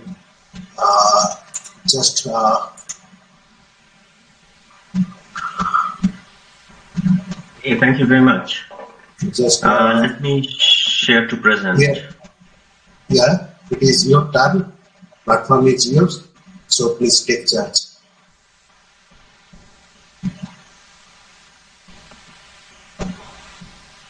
Can you see my screen? No. Not Okay. Good. Yeah. Full screen. Okay, and you see it in full screen? Yeah. Okay. Thank you, Palitula. Thanks for the kind invitation and thanks for those kind words in the introduction. And every situation, however tricky, brings its positive aspects, and I think our pandemic and the lockdown, they have brought, which is people are becoming more and more interested in such webinars and connecting online, which is a nice thing.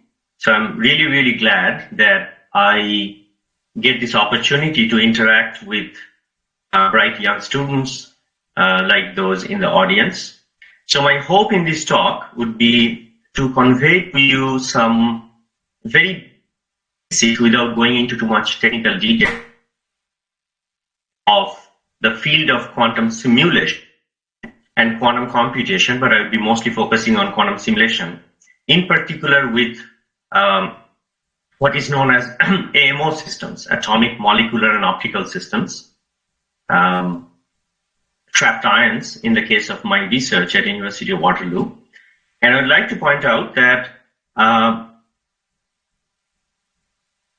would wait either during the talk, depending on the moderation policy, or near the end of the talk, after I finish my presentation, questions from you. And don't hesitate to ask questions on very simple things. Question on quantum mechanics does not have to be on uncertainty principle or on interpretations of quantum mechanics. I'm an experimentalist. You can ask me questions about, what cable we are using, or how do I send light from one to the another end of my lab, what power supply I'm using. So feel free to ask anything related to this subject that you wish. Let me first tell you a bit about what you are seeing on the screen. You see this animation of some what looks like blobs of light appearing. This is an image looping onto itself. Actually, each blob of light that you are seeing is a single atom. These are atoms or ions that we trap in our in an ultra-high vacuum environment in our laboratory. And so we can, on demand, trap 1, 2, 3, 4 multiple atoms in our chamber, up to maybe a dozen or more. And the fact that you can see an individual atom with your own eye, okay, this is done with a camera, but you can basically see them, is because of many technical developments that happened in the last few decades. Laser science, physics, and quantum physics and quantum technology now, that allows you to see these ions single atom at a time, essentially, right? And these are extremely cold systems. They have been laser cooled to close to the absolute zero temperature, which is, as you know, negative 273.5 degrees Celsius or 0 Kelvin. These ions can be cooled to about a millikelvin or much lower, sometimes going into the microkelvin regime, using just light. So this is a remarkable development in the field of quantum physics. And what these technical capabilities have enabled us is to look at quantum mechanics in the lab. And specifically today, my talk is going to be focused on the idea of quantum simulation, or simulating quantum many-body physics. So before I start talking about quantum simulation, let me just show one slide about where I work. So Institute for Quantum Computing, this is a large research institute, which is a departmental research institute located in Waterloo, which is about 100 kilometers from the city of Toronto in Canada. It's a big research institute. Right now we have about 19 experimental research groups and 13 theoretical research groups.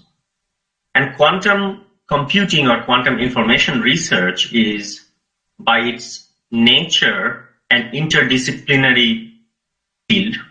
So we need people from all different areas. And I have colleagues from abstract dealing with mathematics of quantum information, understanding the nature of entanglement, some of it you heard in the previous lecture, that entanglement, all the way to colleagues who are thinking about commercializing quantum technology so that it can be brought onto market and directly impact people's day-to-day lives, so to say. As I will again briefly talk about in this presentation, there are many different systems that are suitable for quantum information processing. For example, NMR, trapped ions, superconducting qubits, different sorts of quantum sensors, quantum dots, quantum optics. So these are different fields and different hardware, and we have research groups dedicated to all of these at IQC. Perhaps what's also very important for this audience, since I understand that there are many students here of bachelor's and master's background, and maybe some PhD students here as well. So IQC runs a master's program and a PhD program with various departments. Right now, IQC is connected to 7 departments. So for example, if you want to work with my research group, you can come through the department in any of these master's and PhD programs. And then, of course, we take postdoctoral scholars and research scientists at all levels. And another important advertisement I'd like to make here is that we run an undergraduate summer program called USCIP, Undergraduate Summer Experience in Quantum Information Processing. This is competitive. We take about 20 students internationally. And it has two components. First, we spend about 2 weeks in a set of lectures on different aspects of quantum information processing. But after the 2 weeks is over, those students are given an opportunity to stay for further 8 or 10 weeks in any research lab performing research. And all the expenses, including airfare, stay, and everything, are covered by IQC, even for international students. So I hope some of you who are at various undergraduate institutions would take advantage of this and apply for this USCIP program for next year. So with that, let me show a picture of my research group. This is slightly old from last year. You know, now most of the year we have been talking online. And you see the beautiful Niagara River on the background. This place is not too far from the gorgeous Niagara waterfalls, which is in where we live. And I'm fortunate to work with very talented postgraduate students and lots of undergraduates. So what I'll be talking about today, a lot of research actually comes from undergraduate students. And they take part in research quite early in their career that help them get an exposure. And they also contribute immensely to the progress of research. And of course, thanks to all the agencies that provide us money, because without research funding, research would not progress. So now let's start talking about quantum simulation. The main focus of quantum simulation, and in particular the research that we do in my field, is strongly interacting quantum systems. So in quantum mechanics courses at undergraduate level, mostly we start talking about single particle quantum physics, uncertainty principle and quantum superposition and all. Now in real life, as you can imagine, we encounter systems where we have many quantum objects, right? You look at electrons inside a metal, or you look at any material, there are many electrons, there are many protons. And sometimes those quantum objects can be strongly interacting with each other. And those strong interactions lead to some very unusual, surprising macroscopic effects. I showed just representative pictures of 3 of those at very different examples. For example, you can have quantum Hall effect, you can have high temperature superconductors, and even in particle accelerators, when there are high energy collisions happening, for a brief amount of time, you can generate a very strongly interacting matter composed of quarks and gluons, right? So one common theme between all of these systems is that these systems are made of strongly interacting quantum objects. And a key question in physics is to understand these strongly interacting quantum systems. Namely, can we predict the macroscopic properties of many interacting quantum particles if we know, let's say, the quantum physics that governs each individual particle, right? So that's a question. I know how one quantum particle behaves, like, quantum uncertainty being 10,000 of those together, and they're interacting with each other. And do I expect some surprising macroscopic property like high temperature superconductor or Hall effect, like that? So that is the question. Now, whenever you ask these questions, how would you answer these, right? I mean, you start maybe doing some theory. You know the theory for single particle quantum mechanics, but very quickly you realize that analytically solving a strongly interacting quantum system becomes almost impossible in most cases. There are some very powerful theory that do achieve that, in very limited circumstances, but in general, studying strongly interacting quantum matter analytically becomes very hard. So the next best thing you can do is try to simulate them on a computer, right? So you take a computer, like normal computer, and then you write a program, you write down the laws of quantum physics, you write down the rules for particles interacting with each other, and then you try to simulate and find out what happens to the macroscopic quantum system. That's how you do it.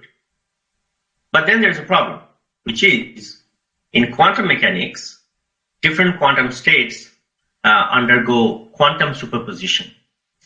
And this quantum superposition is unlike anything we see in classical physics. What it essentially means is if I have n quantum systems, and for this talk, I would be adopting the language of quantum spin or sometimes qubit.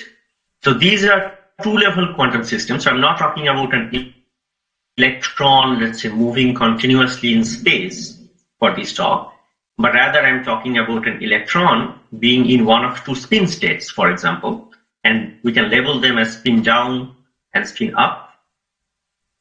In the language of quantum computation, those states are labeled as 0 and 1, binary. You can call them head and tail. You can call them anything, but there are two states. And the counterintuitive thing about quantum physics is that we can have quantum states that look like this. So for one two-level system or one spin, I can have a quantum state which is some complex number alpha naught with state down, and this plus is really, really important plus. This is not just a statistical mixture. This plus means it's a quantum superposition with the same particle at the same time being in state up. And alpha 0 and alpha 1, those are complex coefficients. So if you extend, let's say, to 3 such quantum spins, then there are 2 to the 3 or 8 possible configurations of the quantum particle. So at any given point of time, if we want to describe the general quantum state, assuming there is no decoherence and things like this, so let's say it's a pure quantum state, at any given point of time, you need 8 complex numbers. Right, so the probability that the particles are in down, down, down, and in all other configurations, and these pluses are again the very special plus coming from quantum superposition. So as you can imagine, the situation gets out of hand very quickly, because by the time you try to describe the quantum state of 40 particles, you need to keep track of 2 to the power 40 complex coefficients in the computer code that you're writing. Right, to simulate these 40 particles. And 2 to the 40 is a huge number. It's almost 10 to the 13 or something. Right? So it's more than a terabit number. And this is just to store the information of a quantum state at any given point. And perhaps in real life, you'd like to answer more complicated questions like, how does the quantum system evolve in time? So then you need to keep track of all of these coefficients in time for various time steps. So you can understand how complicated the problem becomes if you're trying to simulate a bunch of quantum objects on a computer, right? And so the question you would normally ask is, do we really need to keep track of these 2 to the n coefficients? The answer in many cases is no, but in general, the answer could be yes. And that is because of the feature called entanglement, which you heard about before. And the idea of entanglement is that in a general quantum state, you cannot necessarily treat the particles independently because of quantum correlations or disentanglement, which I'm not going to talk too much in this presentation.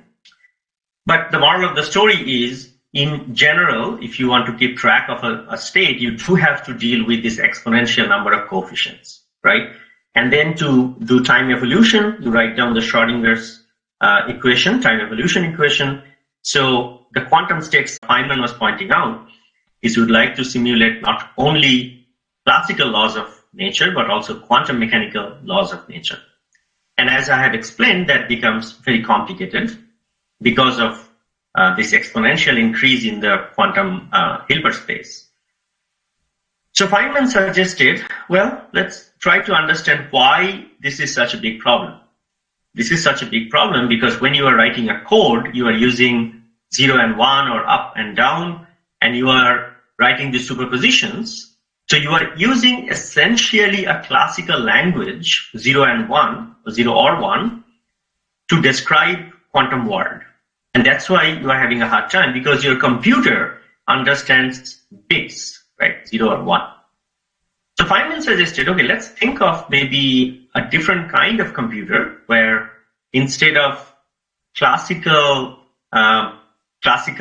memory units and classical registers that do computation inside your laptop or your computer, let's make a computer out of quantum mechanical elements, right? So imagine a computer where the computation is done by individual atoms or photons or some other object that understands the laws of quantum mechanics inherently.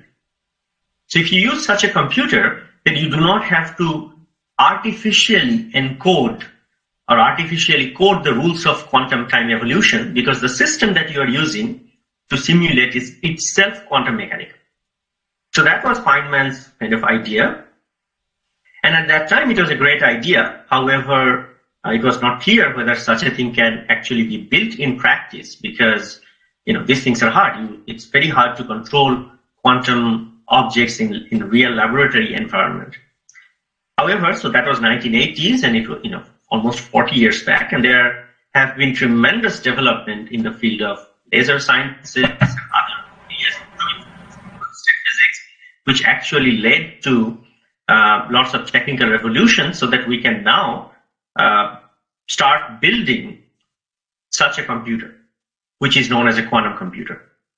So in this talk, I'll be talking about quantum simulator mostly, just to make the differentiation clear. A quantum simulator is essentially a simple kind of quantum computer, or a restricted kind of quantum computer, which we build not to solve any arbitrary problem, but solve a set of problems, right? So maybe I take an example. Let's say consider a company that's making airplanes, right? Boeing or Airbus or some company.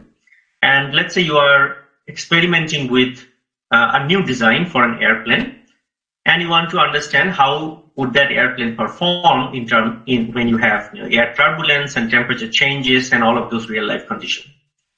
There are a couple of ways to solve this problem.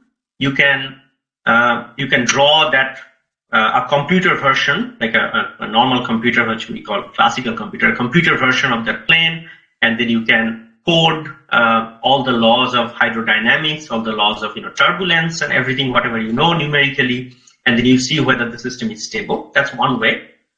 Another way would be to quickly build like a small scale wind tunnel, maybe a small scale model of the plane, where in the wind tunnel you can control the speed of the wind, the temperature of the wind, and the turbulence, etc. So you are basically building up a small miniature version of the system that you are trying to study. And so this wind tunnel would be able to solve a range of problems. Namely, now if you have, instead of that particular model of the airplane, if you have a different jet, you'd be able to use the same wind tunnel. But if you're asking some other problem, which has nothing to do with this aviation, maybe something in chemistry, then this simulator would not be able to solve. So that is essentially the distinction between a computer and a simulator, more specifically what is known as an analog simulator. So a computer is general, you can solve any problem as long as you can write a code for it. And then a simulator can also solve a range of problems, but not everything. Okay, so how would this work? Okay, so right now you are used to a computer like this, right, which has a keyboard, so peripheral, where you can encode, and inside this chassis there is a computing element, which are transistors, and then you have a display.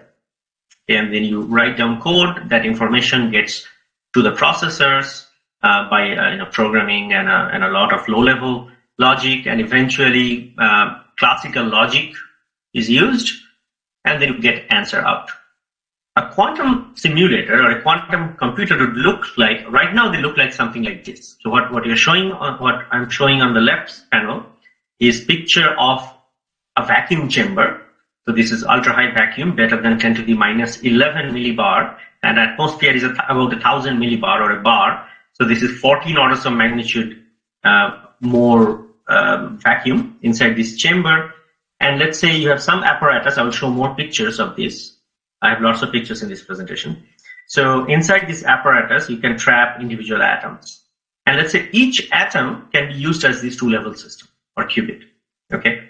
So what you do here is you program these atoms. How do you program? With lasers in our case, right? So you turn on lasers because atoms can be controlled with lasers. So there is a whole lot of atomic physics goes into this picture, but let's you learn all of those atomic physics, you know how to control your atoms with lasers, and you are trying to solve some problem. Let's say you're trying to solve a Hamiltonian, which is this Ising. I don't know if you studied in your course yet. These are typical Hamiltonians describing magnetism, for example. So Ising Hamiltonian with maybe a transverse magnetic field, and you encode that Hamiltonian onto your atoms by applying laser beams. Right? And then you initiate the system. Let's say you prepare all the spins in down, down, down, down, down, down, down, down, and you want to understand how does the system evolve quantum mechanically.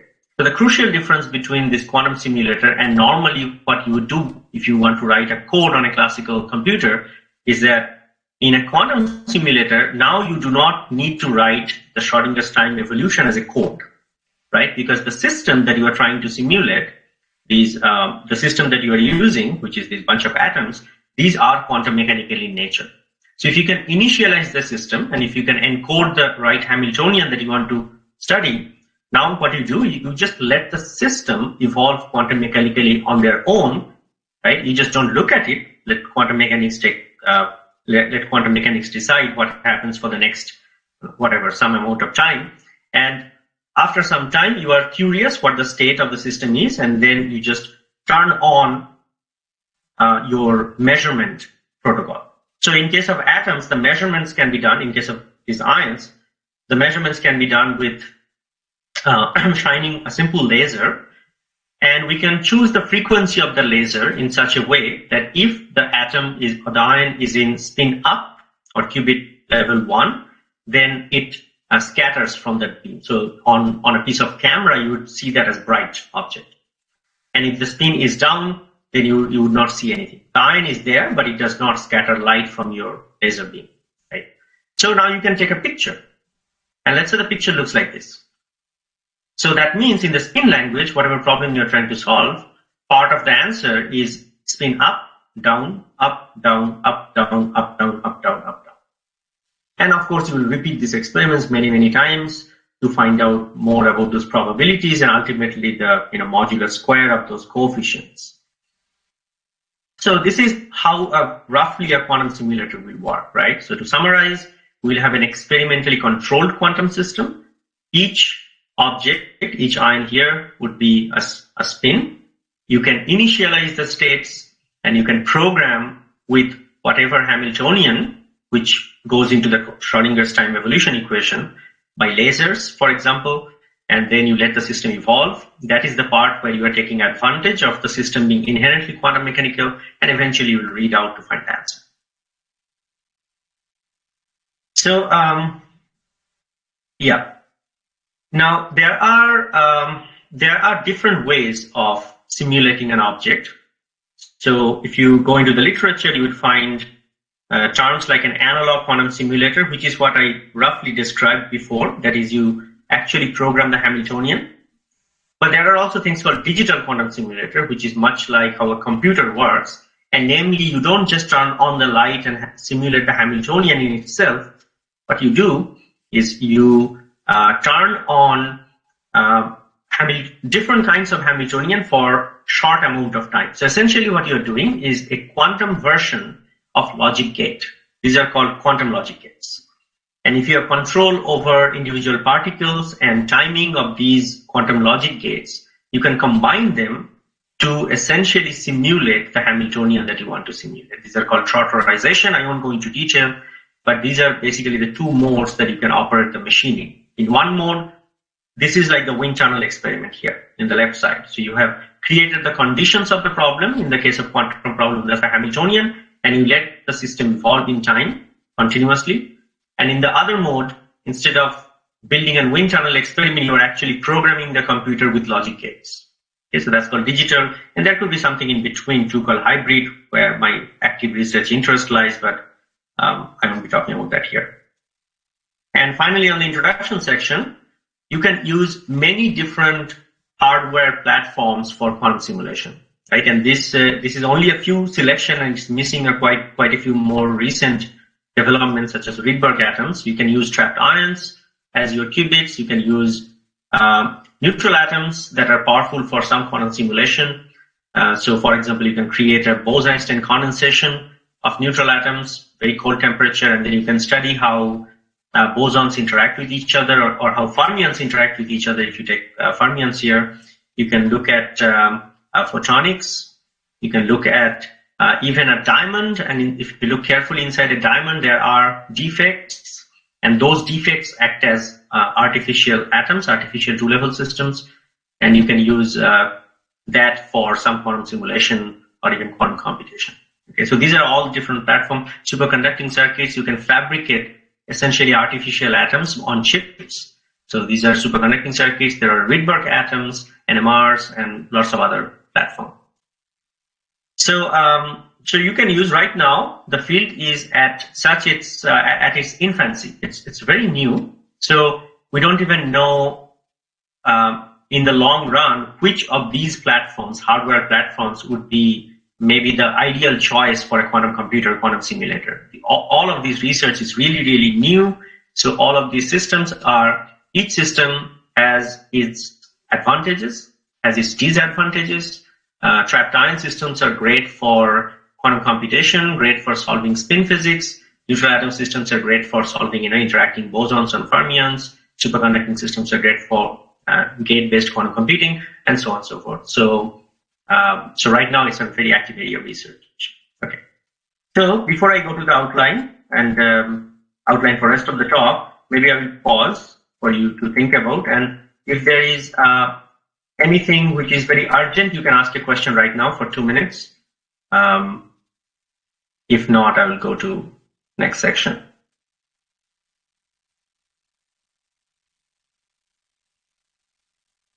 Okay, should I continue? All right.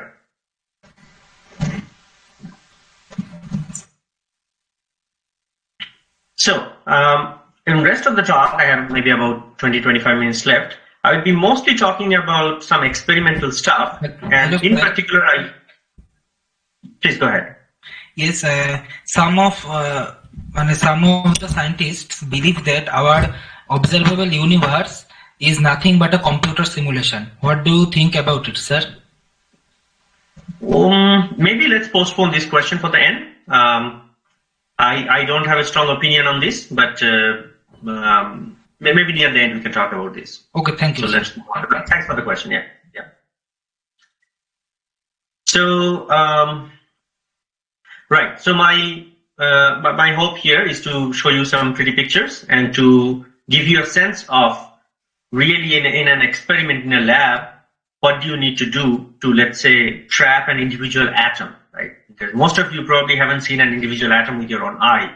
So when I say you can do that, let's see what goes behind this. So in my lab, what we trap are individual ions. So, take an atom. In our case, we take ytterbium atom, and then you strip one electron off and make an ion, and you want to trap an ion. So ion is essentially the smallest charged particle you can get with just one electronic charge, positive ions. First question is, how can you actually trap a charged particle in space? Naively, you would think, well, it's a charged particle, so apply electric fields. And if you apply electric fields, then the particle would be forced to stay here. However, basic laws of electrostatics does not allow you that. And you probably have all seen this law, it's just Gauss's law. What this tells is that in any point in space, your divergence of the electric field, electrostatic field, has to be zero, right? if the divergence has to be 0, that means the total number of field lines that's entering a given tiny volume at any point has to be the same as the total number of field lines exiting. So that means you cannot create a situation where a particle is pushed towards a point in all three directions. That means all the field lines must point towards that single point, right, where you want to trap that particle. And this is an important point which was solved by Wolfgang Paul, mid-20th century. And the idea is, don't use electrostatic confinement, use electrodynamic confinement, right? So consider this simple example where you take 4 rods, these long cylinders. In reality, these are maybe like a couple of centimeters long and about 0.5 millimeter wide or in diameter. So you take these rods and then you apply voltages V, some large, let's say few hundred volts, which is oscillating in time. Okay, and what you do is you look at this, how I have wired up this system. The diagonal rods are oscillating out of phase. So there's a minus sign between these two, and there is a plus sign for these two. Right? So they're oscillating out of phase. And then you bring in 2 other just DC or static voltages here to confine the charged particle in this direction. So our goal is to confine a charged particle at the center of all of this. The trick here is this oscillating voltage. Let's see what happens if you do that. So the Gauss's law or the Laplace equation, it tells you that you cannot create confinement in all directions. So the best you can do is create confinement in one and anti-confinement in the other. So the charged particle will leave in the anti-confining direction. But then, because you are oscillating, before the charged particle can leave in the anti-confining direction, that becomes confinement because the potential is switching its sign.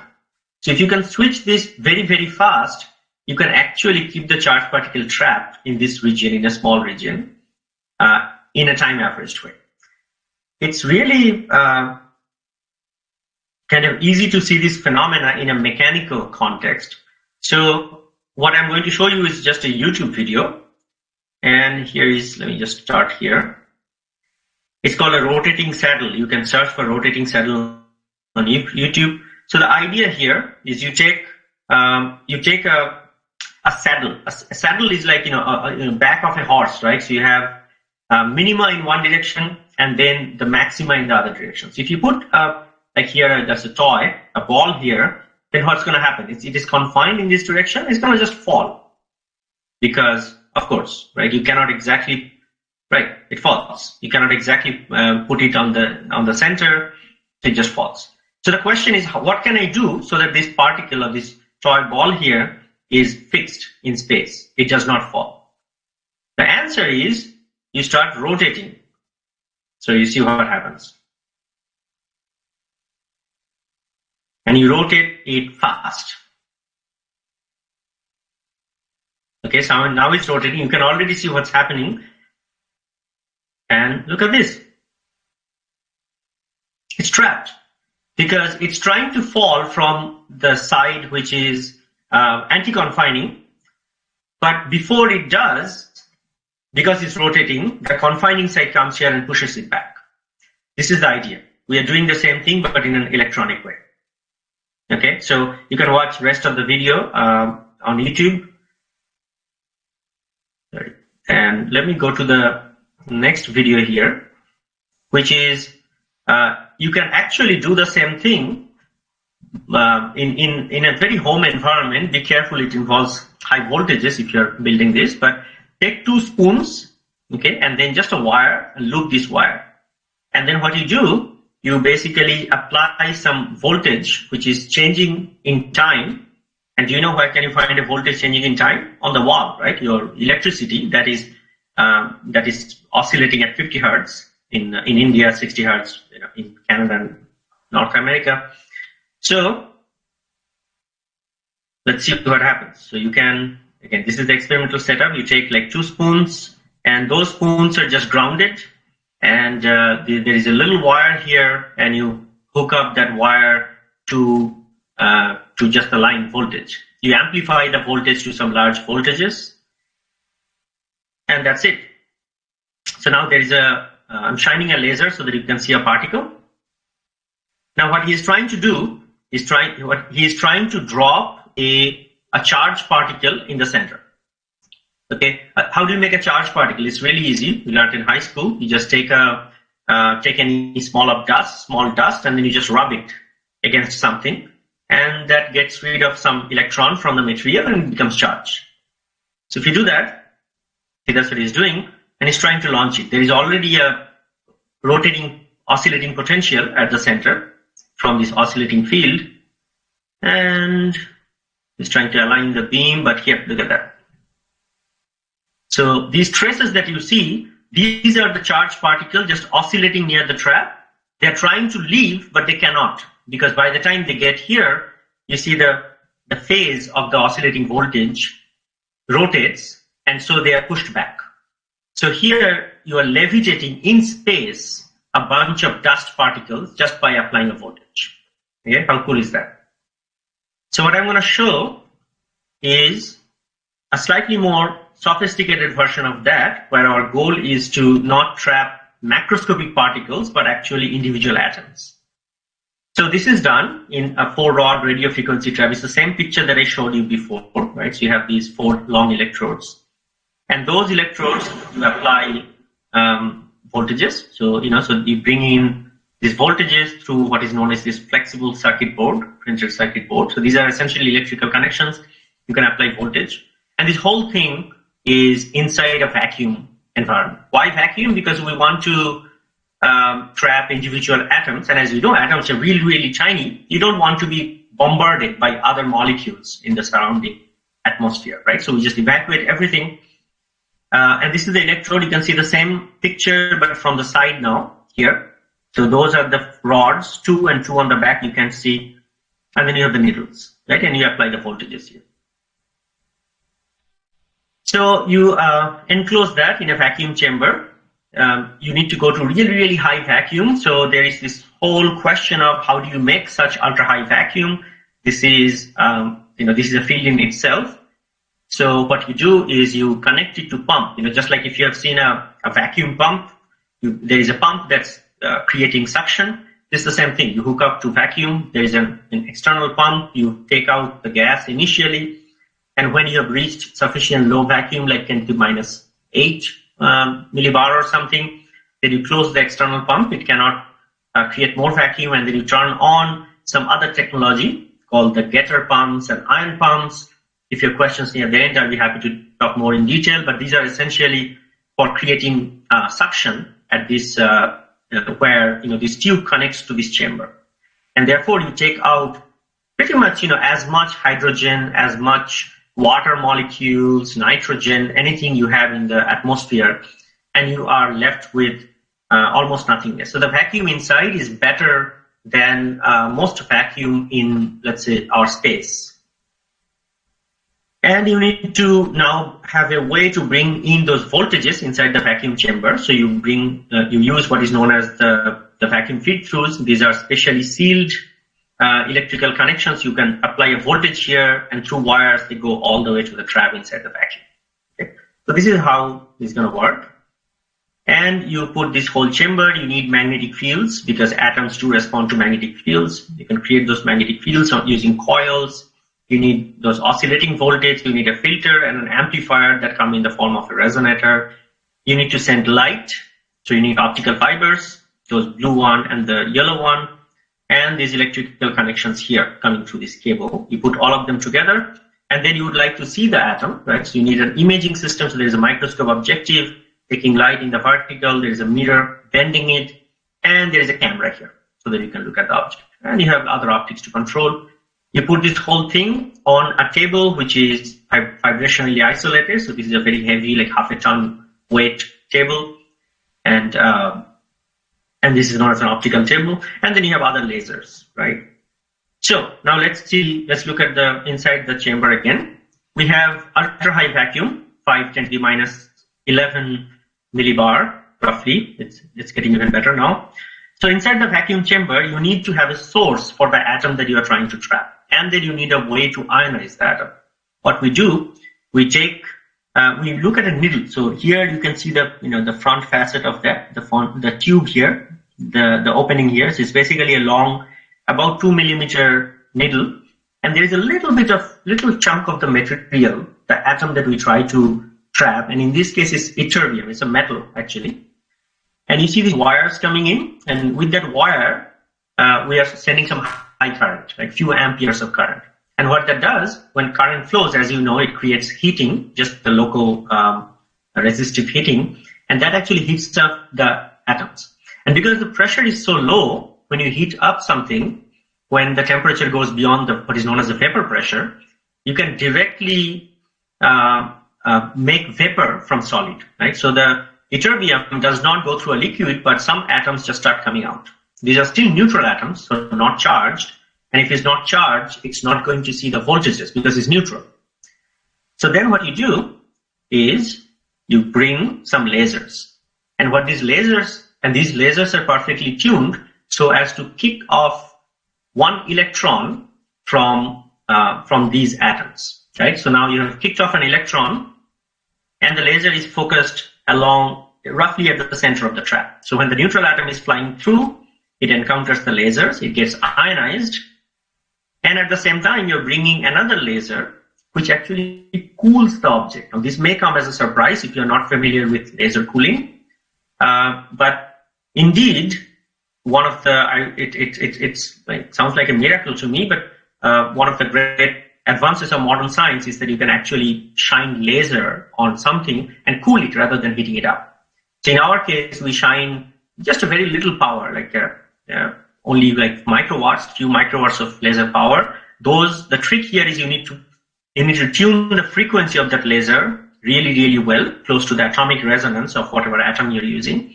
And if you do that in only a matter of few milliseconds, you actually cool down those atoms from the temperature of the oven, which is, let's say, 200 to 300 degrees Celsius, all the way to almost absolute zero temperature, millikelvin, in a matter of few milliseconds. And when you do, and your photoionization beam is on, you see on a camera, which is, I showed you the picture from the top, you see on the camera something like this. Your atoms are being ionized one after another, and they're being trapped. So this is an image in loop, and you can see 1, 2, 3, 4, and each blob is coming from a single ion. Now, single ytterbium ion. If you want to work with one ion, well, just turn off your photoionization beam after you see one ion, and then you will not have any more ion because the atoms are neutral. They would not be ionized, and then you turn off the current to prevent more atoms from coming. If you want to stop after 4 ions, let's say you want to do experiment with 4 qubits, you stop after 4. So this is your control, basically, how many ions you want to see. Okay. These ions, the position between the ions can be controlled by applying voltages. So in this particular picture, this is the ions are about 7 to 8 microns apart from each other, but you can squeeze them by applying more voltage to a matter of a couple of microns. So you can control that position as well. Okay. And finally, doing all of this experiment requires lots of lasers, which require good stability of the temperature, vibration, humidity on the space. So you enclose those objects inside on the optics table. You enclose with plexiglass, and when you have high power laser, for safety reasons, aluminum sliders. So the apparatus is inside this box right now. And then you need lots of electronics. Some of them are commercial, some of them are homemade. These are to control those lasers so that we can gain control over the frequency, intensity, and all sorts of parameters for lasers, right? You need computer screens to see object, you need oscilloscopes, and yeah, so this is what my lab looked like sometime last year. Okay, so I don't have too much time left. I'll maybe spend just a few minutes in essentially conveying what's so special about ions. So one important thing is these are atoms, right? That means we obtain those atoms naturally, atoms or ions naturally. And it's quite important because that means that every ion that you are trapping in your chamber are identical. Like they have the exact same electronic structure, they have the exact same energy structure, which is very useful for quantum computation. And this is to contrast it with some other platforms where you're making artificial atoms, for example, drawing a superconducting circuit on a chip. There, the exact qubit frequency and the parameters are dependent on how well you can manufacture them. So this is a great advantage for atoms. This is really important concept. Let me just briefly describe what it is. It's called a coherence time, or sometimes in literature it's called decoherence time. But the idea here is an object, when it's trying to behave quantum mechanically, it does not stay quantum forever and forever, right? This is very basic quantum mechanics. You know, whenever I do a measurement on a quantum system, its quantum state collapses onto some eigenstate of the measurement in the measurement basis, right? That means the system cannot be disturbed. What does that mean, right? When you have an object which is in a, let's say, quantum superposition of many different quantum states, measurement does not necessarily mean that that means the experimentalist, have to actively do something, actively turn on a laser or something. Let's say there is a photon coming from, like a stray photon, which leaked from somewhere in my lab all the way onto the vacuum chamber, and that photon interacts with the atom, with the ion, and the ion reveals which quantum state it's at. It's something that the experimentalists did not want to do, but because it's impossible to block all photons from traveling to the ions, it did that. That is also a measurement. Even if the experimentalist might not know the answer or might not care about, did not even know that such an interaction happened, but any interaction that reveals the nature of the state, which eigenstate it is in, is a measurement. And so, as you can imagine, the bigger the system, quantum system becomes, it's harder and harder for experimentalists to shield this quantum system from the environment, because there is always going to be, stray photons going in. There is always going to be fluctuations in magnetic field that also affect coherence in other ways. So there is a concept of coherence time, which is for how long a system is quantum. And this coherence time, the magnitude of it, the duration of it, it changes drastically between systems. For, let's say, a quantum dot, or for a solid state devices, the coherence time could be as short as like a microsecond or even shorter. But for these ions, because they are so well shielded inside vacuum and they're very robust, the coherence time could be as long as many minutes. Now it's approaching an hour, long coherence time. Okay, so this is one crucial metric. So if a coherence time is 1 minute, that means you have to finish all of your experiment, all of your computation simulation within that time. You can repeat again, starting from zero, but you cannot have experiments which are much longer than the coherence time. Okay. We need to be able to initialize the quantum state. For example, those down, down, down, down, if you have multiple quantum bits, and those can be done with impressive perfection. Fidelity is typically the word that's used in literature. For example, this group at Oxford University showed that you can create an initial state of a given qubit to better than 10⁻⁴ level accuracy. You can create quantum gates also with very impressive perfection. So I won't go too much into detail of the manipulation here. I'm almost out of time, but show you just roughly how do you control these ions, right? So you have trapped them, they're cold, and now you want to do something with it. So do some experiment, let's say some Hamiltonian simulation. So our tool here, and this is not universal, this is what we use in my lab and many other labs, is by turning on lasers, right? So we bring two lasers, and you can tune the frequency of those laser beams. And if I can tune the frequency of those two laser beams, effectively I can tune the beat note frequency. And I can control the beat note frequency, nu1 minus nu2, such that those frequencies match, let's say, the frequency difference between spin down and spin up, right? And consider this simple experiment. This is a very instructive, basic quantum experiment. So this dot dot means you've cooled, trapped an atom, cooled everything. And let's say you've prepared them in one particular spin state, 0. And then you turn on the lasers where you tune the frequency of those laser or the beat note to be exactly the same as the frequency difference between state 0 and 1. And then you let it run for some time tau, and then you do a measurement. You bring in another laser that tells you whether the atom is in spin 0 or spin 1. Okay, this is what is known as projective measurement. And then you repeat this experiment again by increasing the tau, right? So let's say you do this experiment only once for a given tau. You see there is already a point here.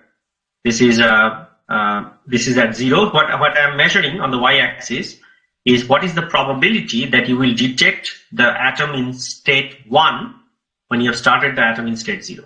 Okay, so if tau is 0, that means you have not turned on this control laser, then you know the answer. The probability is 0 because you have initialized in 0.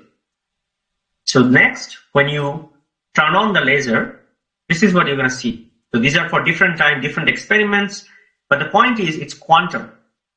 What that means is whatever the quantum state is, when you do a measurement, you get one of the two possible outcomes here, right? So sometimes you will get 0, sometimes you get 1.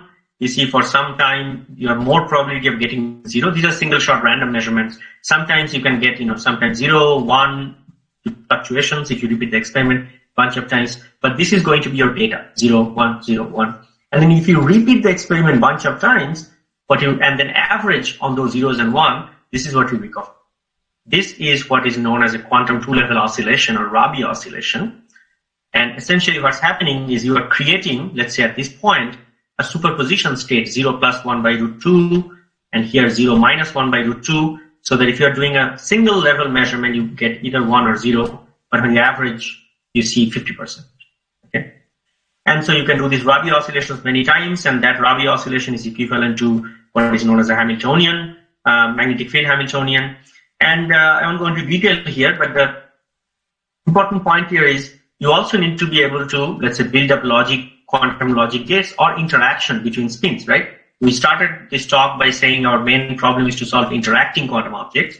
So how do these ions interact? And the answer here is by Coulomb repulsion. These are ions, so they repel each other. You can bring in laser beams so that they flip the internal state and also shake this whole ion chain mechanically, so that another ion which did not see a laser is also vibrating, right? So this ion says, okay, something happened because I was still before and now I am vibrating.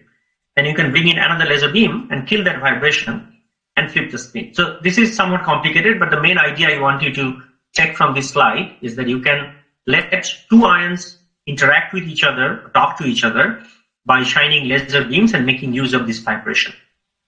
So this is, and you can create lots of spin models like Ising models and flip-flop and Heisenberg Hamiltonians and so on. Let me skip all of these. And I would like to just show you that there are many experiments that have been done in the field, and this field is only opening right now. You can look at how spins behave. If you put 3 spins on a triangle, you see this is a very funny problem. If you put 3 spins on a triangle, let's say all of them want to be anti-parallel to each other, right? So the top one is down, the bottom one wants to be up. What is this? So this one forces this spin to be up, but this one forces the spin to be down. So this is kind of confused. And in fact, this system is known as a frustrated system. And frustrated system is a very active research in modern condensed matter physics. You can simulate these frustrated systems using ions and other systems. You can look at antiferromagnetic spin ordering. You can look at more dynamical phenomena, for example, many-body localization. These are words that you will learn if you go into condensed matter physics, quantum condensed matter physics. Right? You can ask fundamental question about how information propagates in a quantum system, and you can also create exotic quantum states like time crystals and all. Anyway, so I will take just 2 or 3 more minutes to finish this. What I thought I would do in the final part of the talk is to give you a hint of some research challenges in this field. And the challenges are so long that I cannot possibly compile all the questions. I just compiled a few questions that I'm most interested in. So let's say you are working with these ions and you have 10 or 20 ions in your trap. The question is, how much control can you have over individual ion? Like, can you build your experimental system so that you can bring in individually focused laser beam to control each ion separately and in a programmable way? That is like, as an experimentalist, the more you can control a system, clearly the more powerful it becomes, and the more number of Hamiltonians it can solve, the more problems it can solve. Second question, I briefly talked about the coherence time, how long a system remains coherent. And essentially what that means for an experimentalist is how well you can isolate your system from all the destabilizing effects of the environment, right? You have to block all the photons, you have to make sure all your magnetic fields are stabilized, you have to make sure your laser intensity is stabilized. So there's a lot of technical challenge, but how much you can increase the coherence time? Can you, in sometime in the future, go to a situation where a quantum experiment can run for hours. That's our dream right now. Right now we are in like millisecond to second regime, maybe meaning but not more than that. Is there a practical limit even given by our universe? We don't know. The next question is what kind of problems you can simulate, right? What kind of Hamiltonians? The next one is what would be a near-term practical application for a quantum simulator? In 1960s when lasers were invented, it was called that this is a solution looking for a problem. People did not know beyond some scientific curiosity why would someone use a laser, and now that's laughable, right? Because we use lasers for everything, from trapping these atoms to just a laser pointer and so actually I had a laser pointer here, fake laser pointer, to laser pointers to, let's say, navigation, everything. So similarly, right now we are at this early stage of building these controlled quantum systems, quantum simulators, quantum computers. But what would be a practical application of it? Can we use these systems to, let's say, search for new kind of materials with strange properties that we don't know of, like something like a high temperature superconductivity, but more exotic? Can we search for new medicines? Because when you search for drugs, drug molecules are essentially a subject of quantum chemistry. These are molecules that are interacting with their orbitals and all. But can you simulate that material and just predict? I want to create this property, make this molecule. Okay. Some optimization problems. If you go to the website of the plane manufacturer Airbus, for example, Europe, and they have listed a list of problems that are very practical for the aviation industry, and they're asking whether quantum computers can solve them. Right. For example, a plane takes off, and how should it change its altitude and speed in such a way to minimize gas, oil consumption or energy consumption? So can we be solving those kind of problems? How big of a system can we solve, right? And of course, this is going to be most useful when we are controlling a system that's big enough that cannot be handled by even the most powerful supercomputers, right? So can we actually go to a point where the quantum simulators beat classical computers? Or are they always competing with each other, or they're collaborating? And finally, this is a slightly different, it's a scientific question, but it also has a social implication to it. Let's say some of you want to run a program on a quantum computer, a quantum simulator. How would you do that? Most likely your college or university would not have a quantum simulator, quantum computer, because these are extremely expensive, right? Now, a whole country can have only a few quantum computer simulators, such an infancy of its research. So how can a researcher gain access to one without necessarily investing millions of dollars and lots of expertise to build one at their institute? So these are some of the research and sociological problems in this field. And I just want to show one quick effort from my research group, which is we are spending quite a bit of time in making sure we can actually bring an individual laser beam onto a single ion without affecting its neighbors. And these ions are only a few micron apart. For comparison, your hair is 40 to 80 microns thick, right? So we're talking about focusing a light down to 1/40th or 1/100th of your hair without touching the neighboring ion. So this itself is a hard problem. And that's because of things called aberrations. People who have studied optics, you know this. People who study astronomy, astrophysics, and look at stars outside, you immediately know something that should look like a point object actually looks like, this strange, like comets and all, because you can never focus down something perfectly, called aberrations. So you have to worry about all that when you are doing this research. And what we do in our experimental system, just to highlight, is we use something called a hologram, a programmable hologram. So using principles of holography to actually focus down light. So this is an experimental data seen by a single ion. The blue curve is if you focus down a light, what is the intensity distribution? You see, it doesn't look very pretty. It has like weird objects here. And if you can gain control, then this is what you get, a very perfectly focused. So I'm near the end. I'll skip the machine learning. And finally, the question about remote access to a quantum computer. We are building one at University of Waterloo. It's a collaboration with Crystal Senko's research group. And the idea is we are building a machine at Waterloo, but if you're connected to the internet, you can actually run experiments sitting in CONTAI, for example, or sitting wherever you are. So these kind of systems are remote open access systems are very new.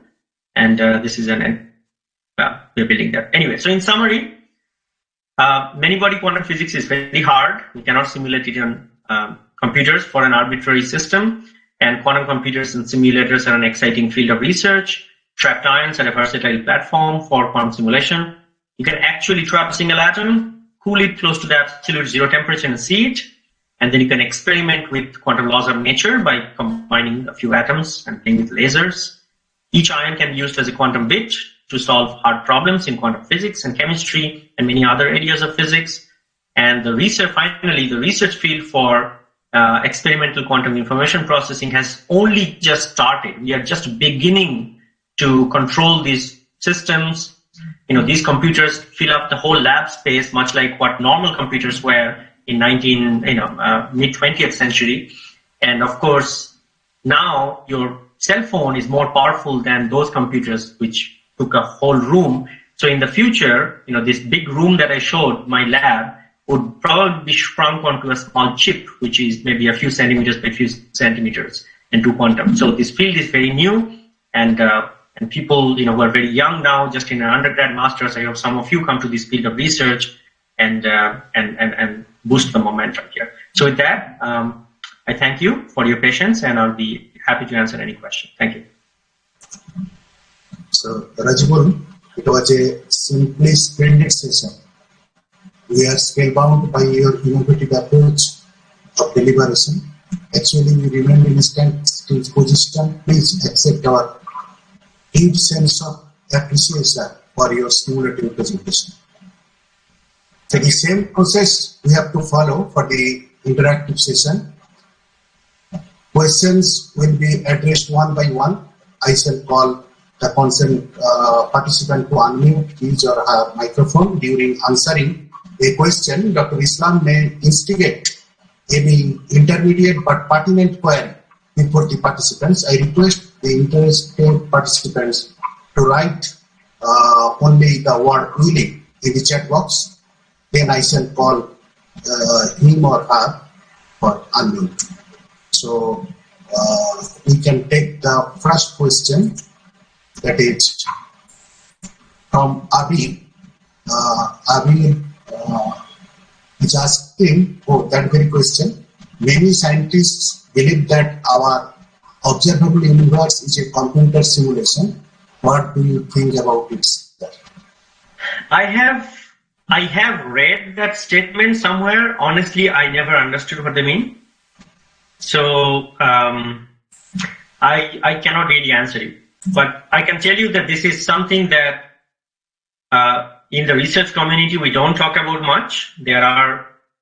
So anyway, I have heard this statement, but without knowing exactly what people mean when they say our reality is a quantum simulation, I cannot answer. The point is quantum is very real. The laws of quantum mechanics, however counterintuitive it may become, and we as experimental physicists, our main attitude is this is the world, let's try to learn as much as possible and let's try to see if we can make use of that. But that statement, I don't know. I have heard about this, I have never understood this. So, yeah. Second question from Upamana Chakraborty. There was 1 inch difference between two holes. What is the necessity of the holes there? Are they used to create vacuum? Sorry, can you repeat the question? Yeah. There was 1 inch difference between two holes. What is the necessity of the holes there? Are they used to create vacuum? I see. Okay, just a second. So you are probably, if the speaker can, if the question person can unmute. So are you talking about this picture? Upangana, please unmute yourself. Yes, sir. You're talking about this picture? Yes, sir. Okay. So which holes you're talking about? The holes below the instrument. This one. Yes. Thank you so much. I really like that you are observing. Very good. Thank you. So So what this is, below this instrument, you basically have what is known as optical breadboard.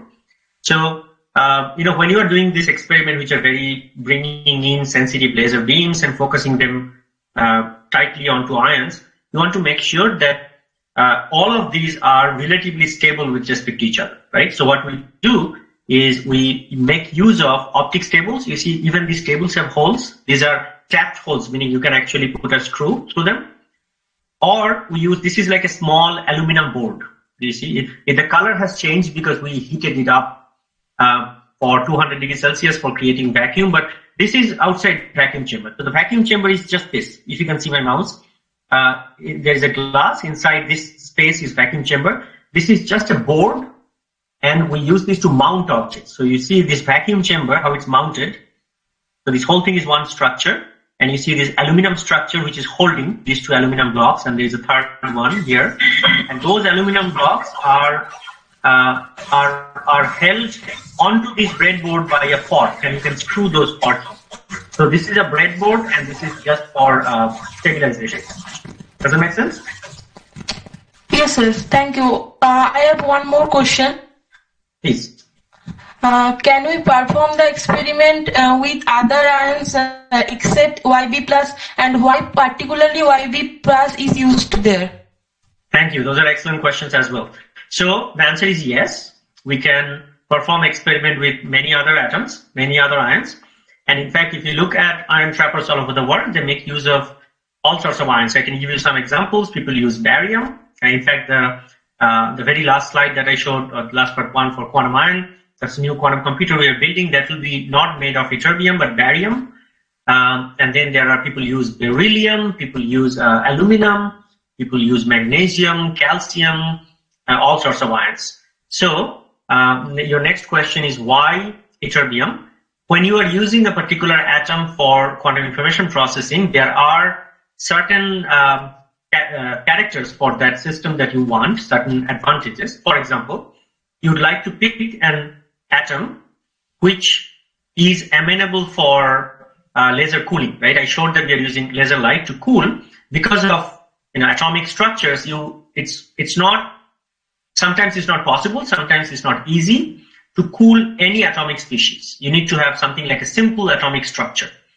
And so for that, we actually use ions that look like alkali atoms, right? So one electron in the s orbital and a closed atomic shell.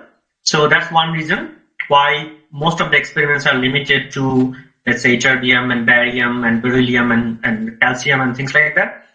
And the second important thing you would like is you want the species to be just chemically stable because you have to deal with it, you have to put it in the oven. You want it to be ideally non-radioactive because you want to work with it. You want the atom to have transitions that are like atomic transitions because you need lasers to address those atomic transitions. And you want those transition wavelengths to be friendly in the sense that you can buy lasers, right? So when we buy lasers, you cannot find source of laser at all possible wavelengths. There are some wavelengths that are good, some wavelengths that are bad.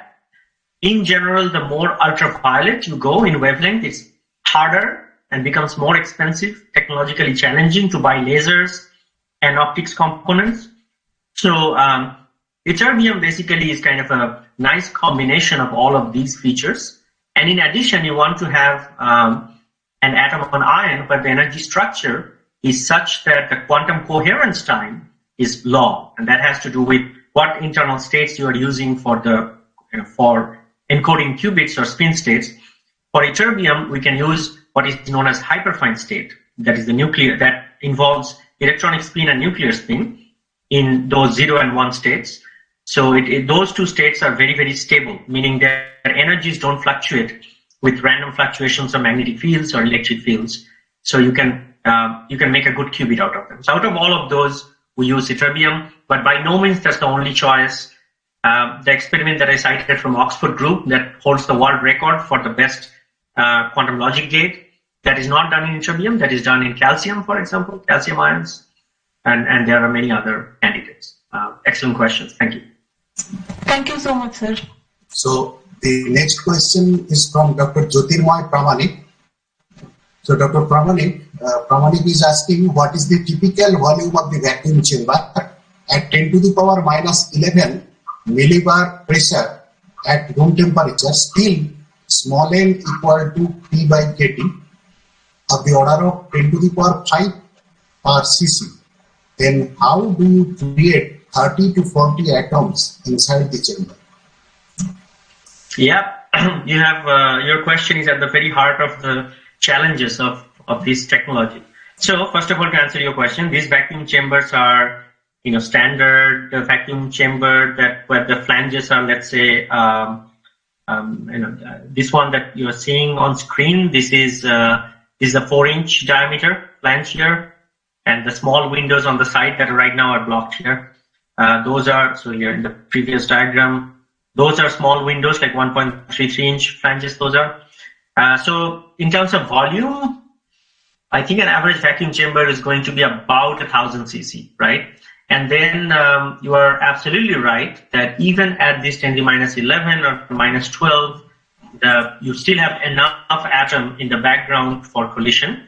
And indeed, that is correct. So one can estimate the collision rate from various background gases. And at this pressure, essentially, if you just use a simple kinetic model like a Langevin equation or something like that, then you will get a collision rate of about maybe like one collision per hour with the atom. And when we scale the system up from 1 to 2 to maybe 30, 40 ions or maybe more than that, indeed we do see that the practical limitation, not the quantum coherence limitation, but the practical limitation of how long you can hold on to that long ion chain is indeed the background collision. And so the kind of the limit of working at room temperature trapped ion systems, even with big more modern vacuum pumps, is about 10 to the minus 12 kind of millibar, maybe slightly below, but not more than that, which in practical terms translates to doing experiments with close to something like 40, 50 ions. But if you want to extend this to, let's say, hundreds of ions or more than that, indeed this collision will prevent you just practically, because you'll be losing ions every few minutes, and so you have to reload it, and that takes time and all. So, so some of the new research directions are along increasing the vacuum pressure or decreasing the vacuum pressure by another 2 or 3 orders of magnitude. Unfortunately, you cannot do this at room temperature because hydrogen is coming out at room temperature and helium is percolating and everything. You actually want to cool it down to cryogenic temperatures. So some modern ion trapping systems that focus on reducing the pressure for even more, they have basically that whole ion trap is immersed in a closed cycle cryostat, a helium cryostat, where the ions, of course, don't see the helium, but there is a cold plate on which the ion trap is mounted, and then liquid helium flows through the cold plate, keep it very cold, and as a result, any hydrogen or any background gas, they just collide with the cold plate, and they just stick there because it's so cold. You can get to another maybe 2, 3 orders of magnitude, and then the collision time again gets really bigger. So, to the best of my knowledge, the state of the art for that is at the University of Maryland. They can work with about 120 ions. Now, this is a new technology. This has all sorts of challenges. Like the moment you bring in a cryostat, you have vibration. So this is a whole research in itself. But you're right. This is something to give you a practical sense of how how difficult these collisions are for experimentalists. We can trap a single atom because the collision rate is less than 1 in hour, and not all collisions are bad. You need a high energy collision. A single atom can be trapped in this trap for actually many, many hours, sometimes days, right? The longest record I know is the same atom, you can name it if you want, was trapped for maybe 3 weeks, the same physical atom. In our trap, we see that, at 10 ions, for example, we can trap for many hours without losing them. But if you try to increase that, then that lifetime goes down. So about 40 to 50 is kind of the limit in our current vacuum. Thanks. Okay, Dr. Pramanik, have you any other query? Okay, thank you, sir. That means we are just controlling the collision rate. That's correct. That's correct. So number of neutrons there are more, but collision rate is very less. That's why number of ions is very less. So this is the idea. That is correct. Yes, Okay. that is correct. Thank you. Thank you. Yeah.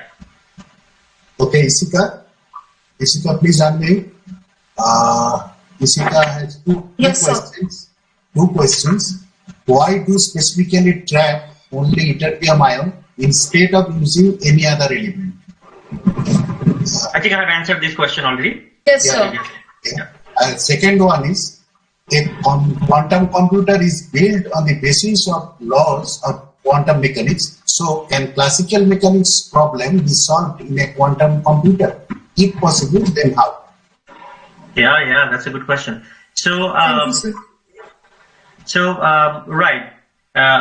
Although quantum computers are mostly, at least the algorithms people know for quantum computers or these quantum simulators, they are mostly for problems that are quantum in nature, right? That's why we are building a quantum computer. But indeed, you can solve many even classical problems, perhaps more efficiently, on a quantum computer. We don't know yet, and this is again a very active field of research.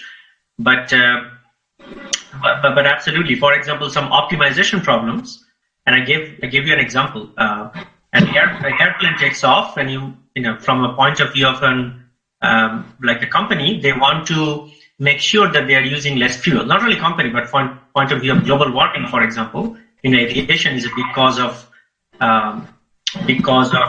global warming, carbon emission. So the question is, what is the most optimized classical trajectory for the plane as it goes from the ground all the way to 35,000 feet? How should it climb? Should it accelerate very quickly fast and then slow down, or should it go very slow fast and then accelerate? Like, it's a continuous parameter range. And there's nothing quantum about it. It's all classical. But the question is, this problem is so hard on computer, because you can imagine there are infinitely many trajectories, and which trajectory gives you the lowest energy consumption or lowest carbon footprint? That itself is a very hard problem. So Airbus has actually launched a list of something like 10 challenges. Each challenges are millions of dollars worth of challenge if somebody wants to solve them. And they are hoping that these quantum systems for quantum computers or quantum simulators would actually be more useful than classical computers to optimize the trajectory. A very vague way of answering why that may be the case, and this is very vague at a popular science level, so don't take it too seriously, is in a quantum system, because of superposition, you can actually sample many different trajectories at the same time, right?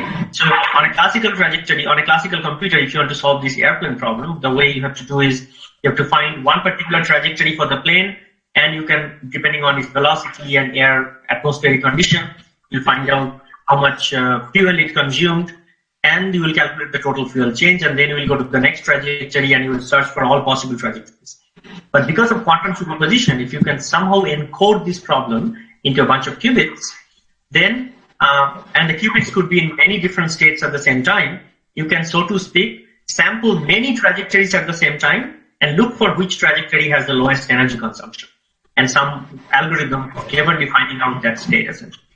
So yes, there could be many classical optimization problems that will benefit from a quantum machine. But again, this is such an infancy in both experimental as well as theoretical ideas. This is just a new field of research. Thank you. Thank you. Okay. Then the question from Pritam Bhagat, how the quantum bit possesses infinite states? So quantum bit does not possess infinite state because it's a bit. It's only two states, right?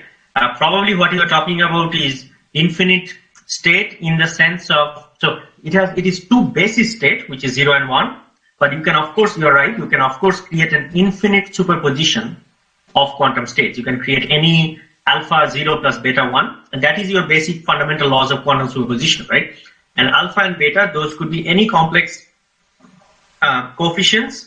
The only constraint on them is that the total state has to be normalized, because eventually it's a single particle and we'd like to, our probabilities for finding the particle in state down and up to be conserved, to be 1. Some of the probabilities to be 1. So as long as your, the coefficient, the mod square, sum of the coefficients is 1 and the state is normalized, any state is allowed. This is just the nature of quantum superposition. which also makes quantum so different and exciting from classical. So to summarize, the basic state is 2, that's why it's called quantum bit, but you can create any arbitrary superposition. Okay, then the question from Chili Khajra.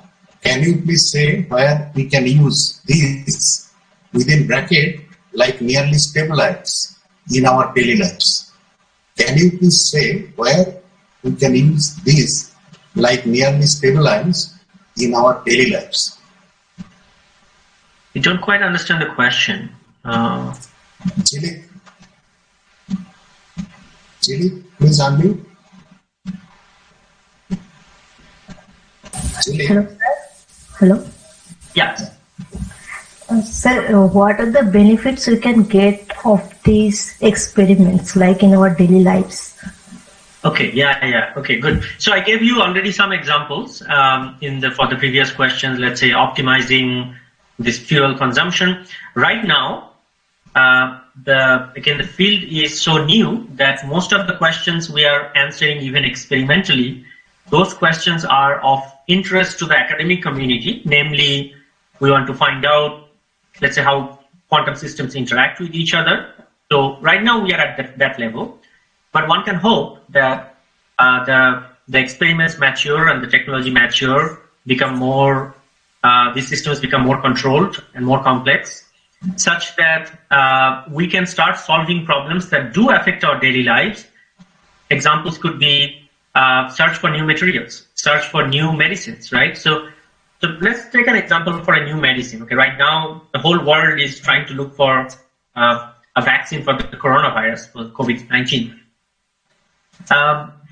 So there are different steps, right? I'm not talking about any specific vaccine, but let's say take a medicine. I want to have a medicine that cures Alzheimer's, let's say, or some specific disease. What are the different steps here? If you leave aside the human trial and everything that has to go on, but I'm talking about just purely what is the compound, the active compound that would cure this disease. That research process in itself takes years now, because it's more or less like a trial and error method, right? So the quantum chemists, they have an idea of the structure of a molecule. These molecules are, complicated, many long molecules, and they want this molecule to alter, let's say, the properties of some particular protein that's causing that disease. Okay, so the chemical researchers, they roughly know what the form of the molecule is. They use all the simulations toolboxes that they know. These are all classical simulations right now, and look for different combination of the molecules and all to come up with one possible or a few possible candidates that you can use as a medicine. And this process takes a long time, because ultimately you are trying to solve a quantum problem, right? In a molecule, you have atoms that are close together, the electrons are hopping from one to the other, there are these orbitals. It's a quantum problem. It's a problem of quantum chemistry. You can imagine if this technology becomes more mature and one can indeed solve quantum problems at a time which is much faster than what our classical computers do, then one can potentially look for the right kind of drug molecules, medicine molecules, at a much shorter time. And that would be an impact in our daily life. And then these optimization problems would be another impact. Another impact for quantum technology, which is not quite this quantum simulator, but in general, quantum technology, is in cryptography. I haven't talked about this. This is not my area of research. But the idea is when you are typing a password, let's say for your Facebook or whatever, your bank, for example, right now the password goes from your computer to the server of that bank or to Facebook in an encrypted way. But this encryption is not fundamentally unbreakable. So using quantum systems, using laws of quantum physics, you can actually build quantum cryptography, and you can make those encryptions much stronger. You can also decrypt classical passwords too. So there are many different ways that your life would be probably would be impacted by quantum technology in the future. Thank you, sir. Thank you. So, Rajibul, would you please permit me to take 2 more questions? Sure. Yeah, a few more minutes is fine. Yeah. Arnab Jana, he is asking, sir, how can we increase coherence length? I mean, experimental setup.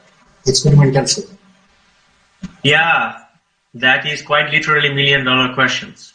So what you need to do is coherence time, let's say.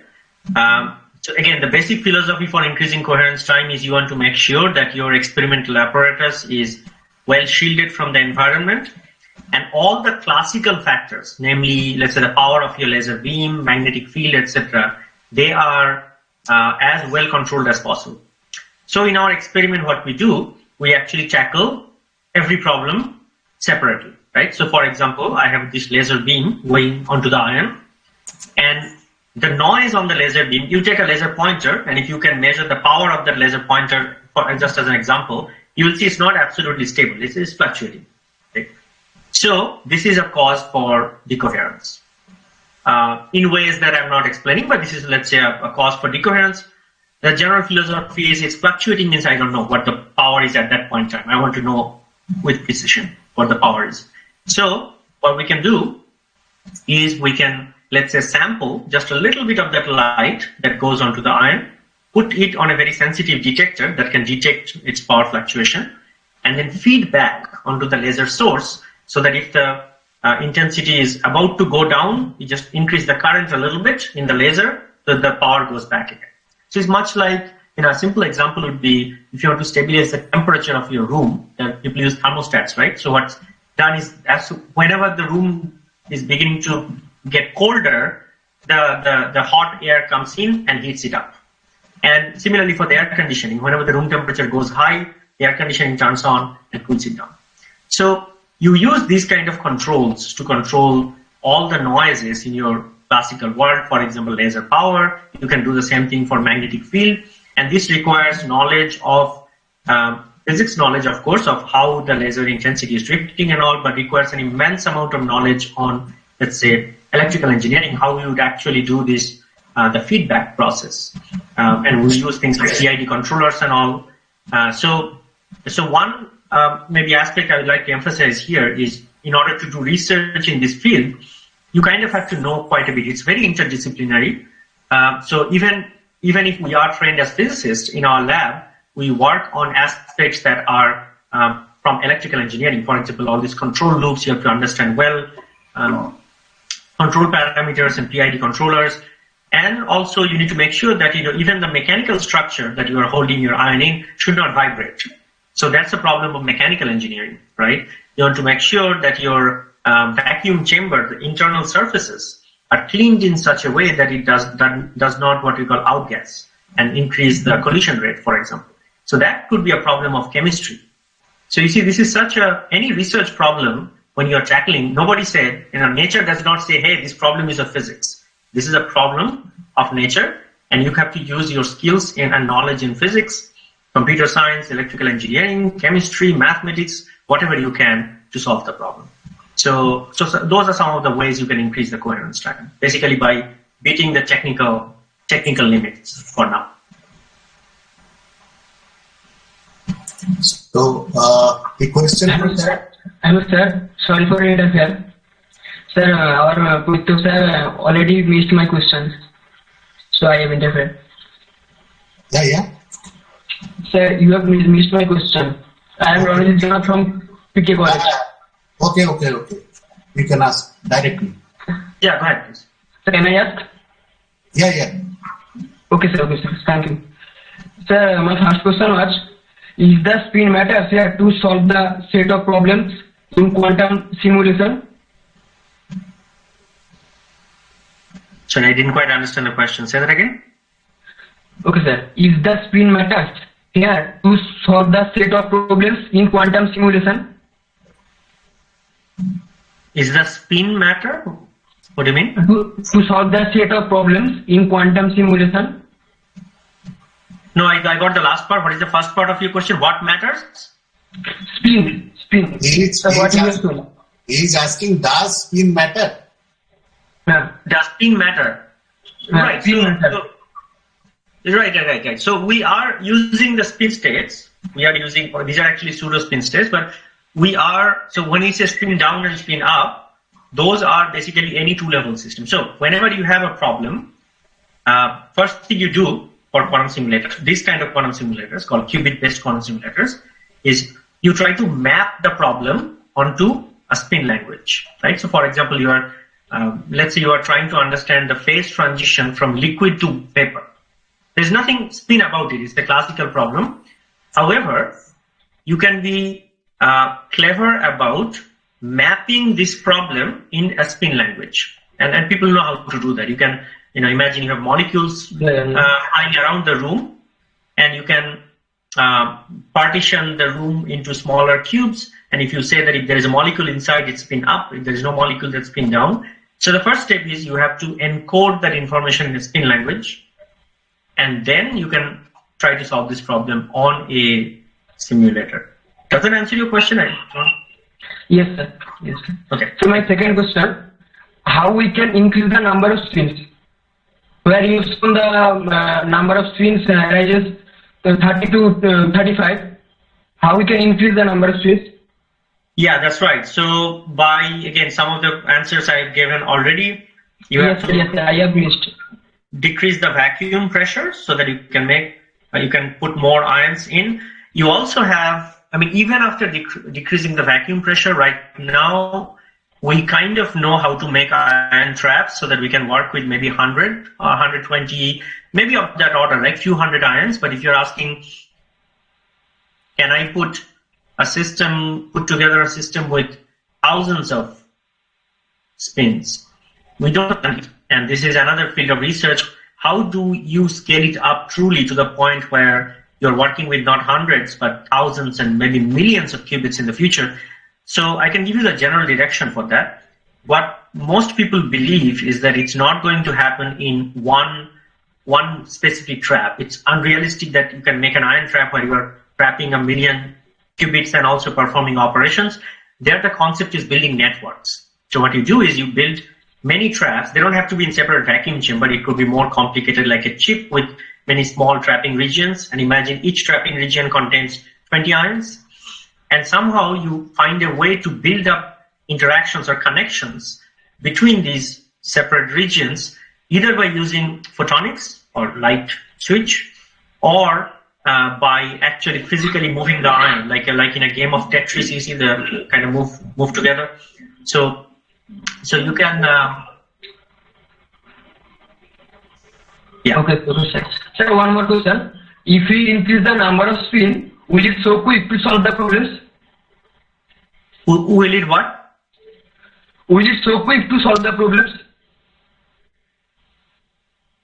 Sir, have you got my question? Not yet.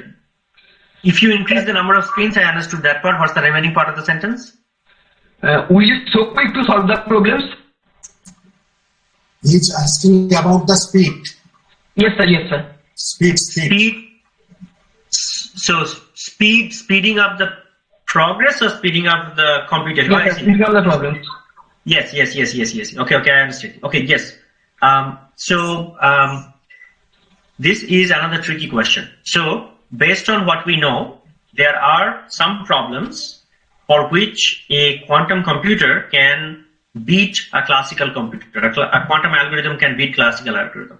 The most celebrated problem is factoring a number into its factors, right? So imagine 21, 3 and 7. If I give you a huge number and tell you what are the factors. So this is a hard problem.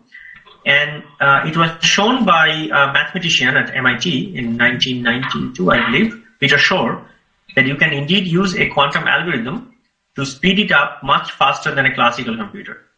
However, and there are some other problems too for which it can solve. One, we believe that there are some problems in quantum many-body systems that could actually be solved faster than a classical computer.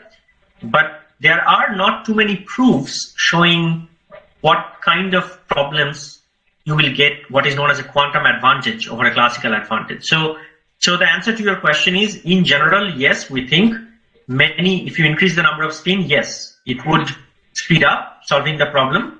But if you are looking for a mathematical proof whether the quantum machine will solve it much faster than a classical machine, not necessarily in absolute time, but in what is known as the scaling laws, there are not too many proofs of that yet.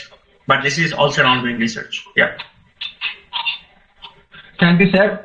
Sir, if you don't mind, one more question. No, one thing, Ranjit. Sir, it's simple question, sir. Sir, I want to ask you, sir, please. There are another question. There are another two questions. So we are running Can I ask? out of time. So Rajibul, what to do? Yeah, if it's a quick question, please ask. Yeah. Sir, I am a student of UG, second sem. Sir, what steps I have to follow to set up my career in astrophysics? Yeah, so in astrophysics, what you do is you finish physics, and then at the master's level, I think there may be some program that have astrophysics as its specialization. And then there are many institutes in India, for example, like IUCA, that I'm not sure if IUCA offers master's degree, but you would probably get more information from there. But you know, mention the names of the universities. Sorry? So please mention the names of the universities. What I'm talking about is IUCA. IUCA is the leading research institute in astrophysics in India. It's in Pune, IUCAA, IUCA. And also there are many areas to do radio astrophysics, like NCRA, in National Center for Radio Astrophysics, which is part of GIFR. And then lots of universities, of course. I know ISI Kolkata has astrophysics groups, mostly theoretical. Many different ISI? Is it ISI? Yes, that's correct. Okay. Yeah. Thank you, sir. Okay. So we are running out of time. Shantanu and Pradipto, we are sorry. We are unable to take your questions. Just one way we can mail your queries to Dr. Islam over email. Then we will send you the answers regarding the queries. Is it reasonable? Yes, okay. Absolutely. Yeah. Thank you. So simply, I like to mention again, this session was so splendid. We are simply spellbound that no word is sufficient for this excellent intellectual exercise or deliberation from bottom-up approach, that is from bottom fundamental to top of the technology. So again, thanks, and I convey our heartfelt gratitude to you for sharing your valuable time, for sharing your thoughts, experience with our students and teachers and PhD fellows. So last of all, again, thank you very much. Thank you so much. It was a great pleasure for me. Thank you. Yeah, I request Dr. Pijus Kanti Samanto, Honorable member of the organizing committee, please take charge for the valedictory session. So over to Pijus.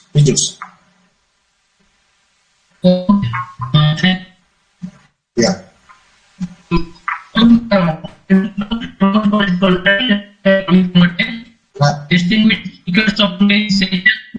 There is a sound from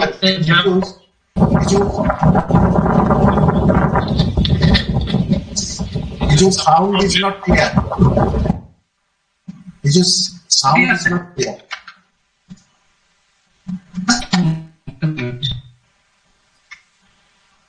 So,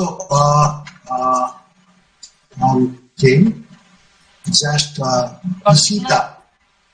I request Ishita. Ishita, can you hear me? Am I audible to you? Ishita, please unmute.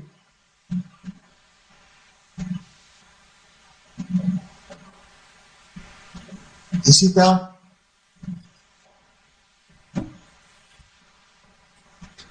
Ishita, no, Ishika. Sorry, Ishika. Can you hear me, Ishika? Yeah, Onkon. Onkon. Hello. Please unmute. Hong Kong. Hello. Hello. Hello, are you there? Hong Kong, Isika. We have lot connection with them. Okay. Okay. So Piju's connection is feeble. I think his voice is not clear. So at the end, I like to convey my heartfelt thanks and gratitude all of the speakers. Professor S. Loknathan, Professor Ajay Ghatak, Professor Anand Kumar Jha, Professor Vijay Krishna Das, Dr. Anand Kumar Jha, Dr. Rajibul Islam, for their kind consent, and at the first time proposal they have accepted our invitation, and they also encouraged us a lot in organizing such intellectual deliberation, and they have also confirmed us, assured us to be with us in future. And also our sincere thanks to the participants who are mainly the main focus of such kind of endeavors. So thanks to them. And at last, I like to thank Mr. Somendu Adhikari, Honorable President of the Governing Body, and Honorable Principal Dr. Anand Kumar Jha for their kind support. So at last, we extend our heartfelt thanks to all of you. Good night. Stay safe. Keep safe. Okay. Good night. Thank you. Bye.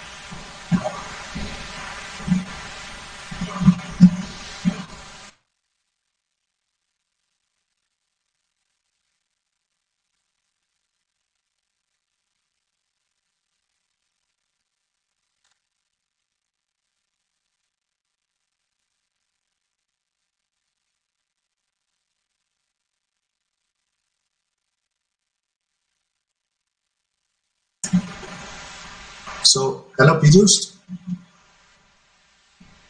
Hello.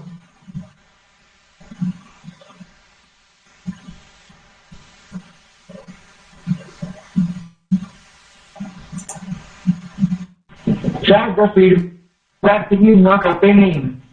Yeah. Hello. Yes, sir, the feedback link is not opening. Feedback link is not opening. Yes, sir, it isn't.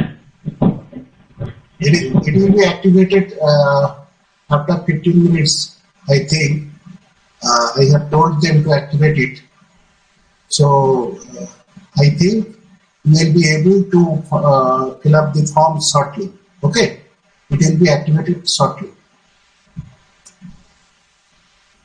Sir, just saying that this link will be activated on 14/7/2020. Okay. This link will be sent to the all participants all participate. Okay? Okay, sir.